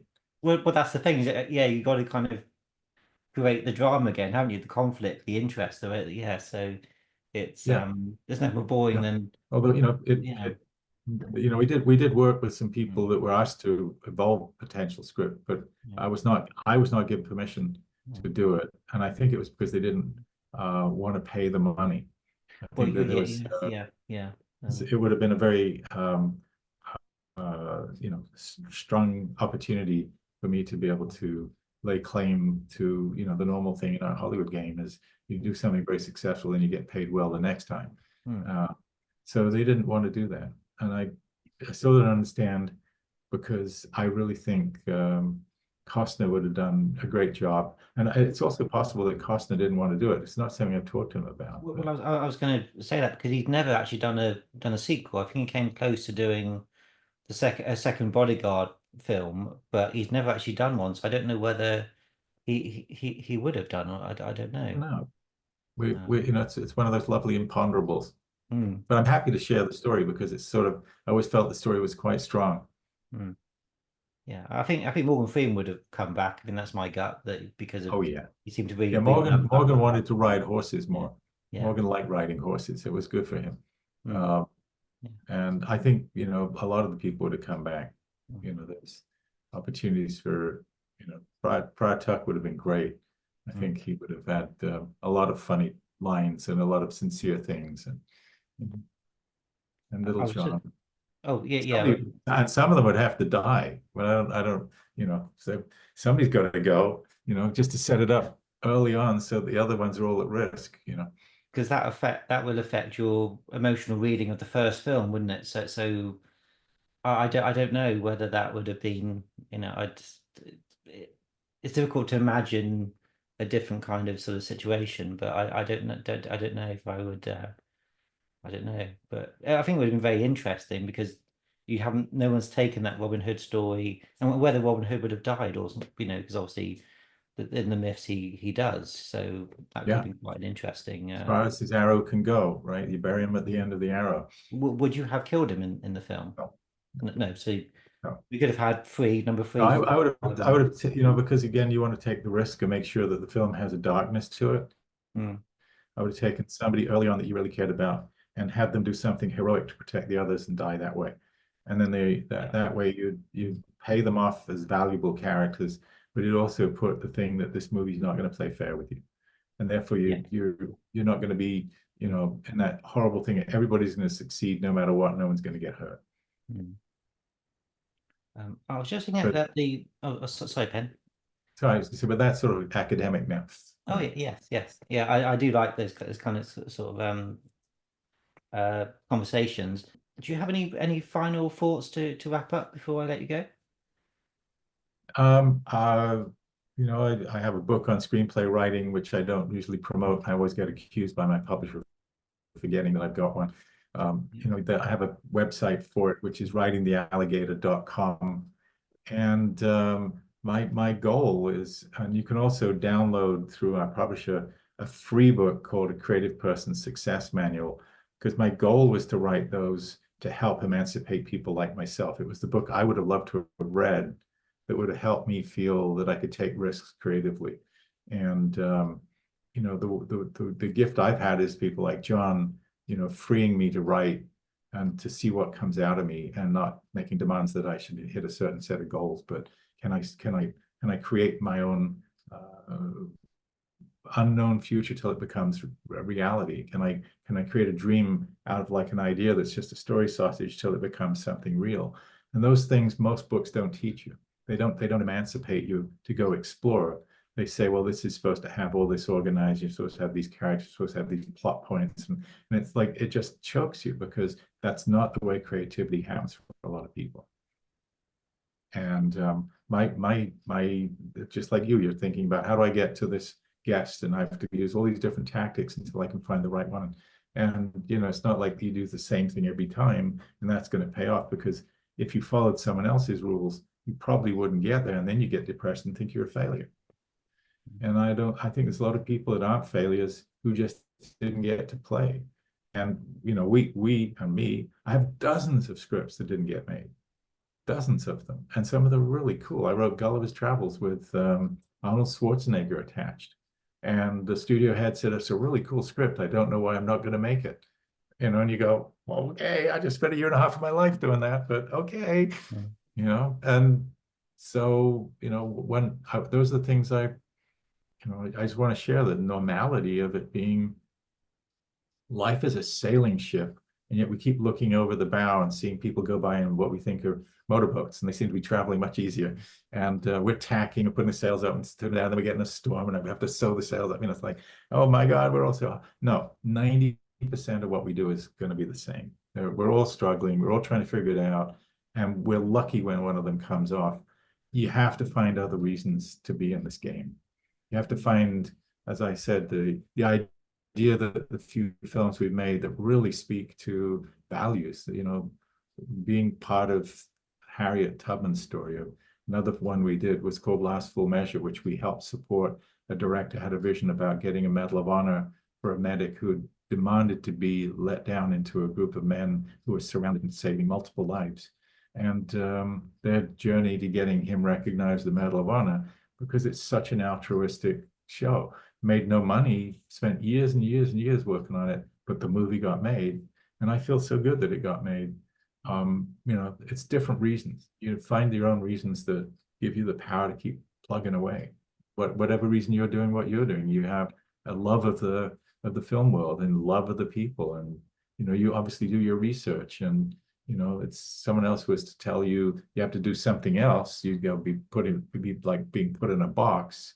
Or if someone else had to do what you're doing, they'd be like put in a box. But the great thing is that we found our own way of creating our own box, and that mainly because I hate the idea of being employed. I'm just a terrible employee. I hate following rules for other people. Yeah, I almost have a pathological rejection of authority and rules. I don't really like them. You all have to operate amongst them, but it doesn't come natural to me really. But you mentioned And Arnold this is a Schwarzenegger. problem. Yeah, this is a problem-solving medium. It's about how do you break the rules to get to the goal. Sometimes you have to take giant risks, and emotional risks or financial risks. So Arnold Schwarzenegger, sorry. Also, I was going to say you were working quite closely with him on that idea Well, you end up getting a couple of meetings with somebody, and they like the idea, and then you get the script, and you might check in with his agent. His agent was somebody we knew very well and really liked us, and he signed off on the finished script. He also was interested in my Count of Monte Cristo script, which I wrote, which ended up being not made because Kevin Reynolds made another Count of Monte Cristo. So Schwarzenegger was interested in it for a while. Steven Spielberg was interested in that script for a while. It's the luck of the game. We also, John and I wrote a script on Flying Tigers, which was a group of World War II pilots who were taken secretly to Burma to train to fly against the Japanese prior to Pearl Harbor. They were going to help the Chinese fight the war, so that if they could keep the Chinese in the war, they were hopeful that they wouldn't then declare war in America. And so we wrote a script on that. And Mel Gibson signed on to do that with us. And the studio, and we had a director that the studio liked, and the head of the studio decided at the last minute, he was a little queasy about it. So there's a movie called Top Gun getting made. I'll wait and see if the audiences like flying movies. And so he put him in Lethal Weapon instead. Oh well, I mean, it worked out well for the Good for fact of him. Lethal Yeah. Weapon, but Yeah.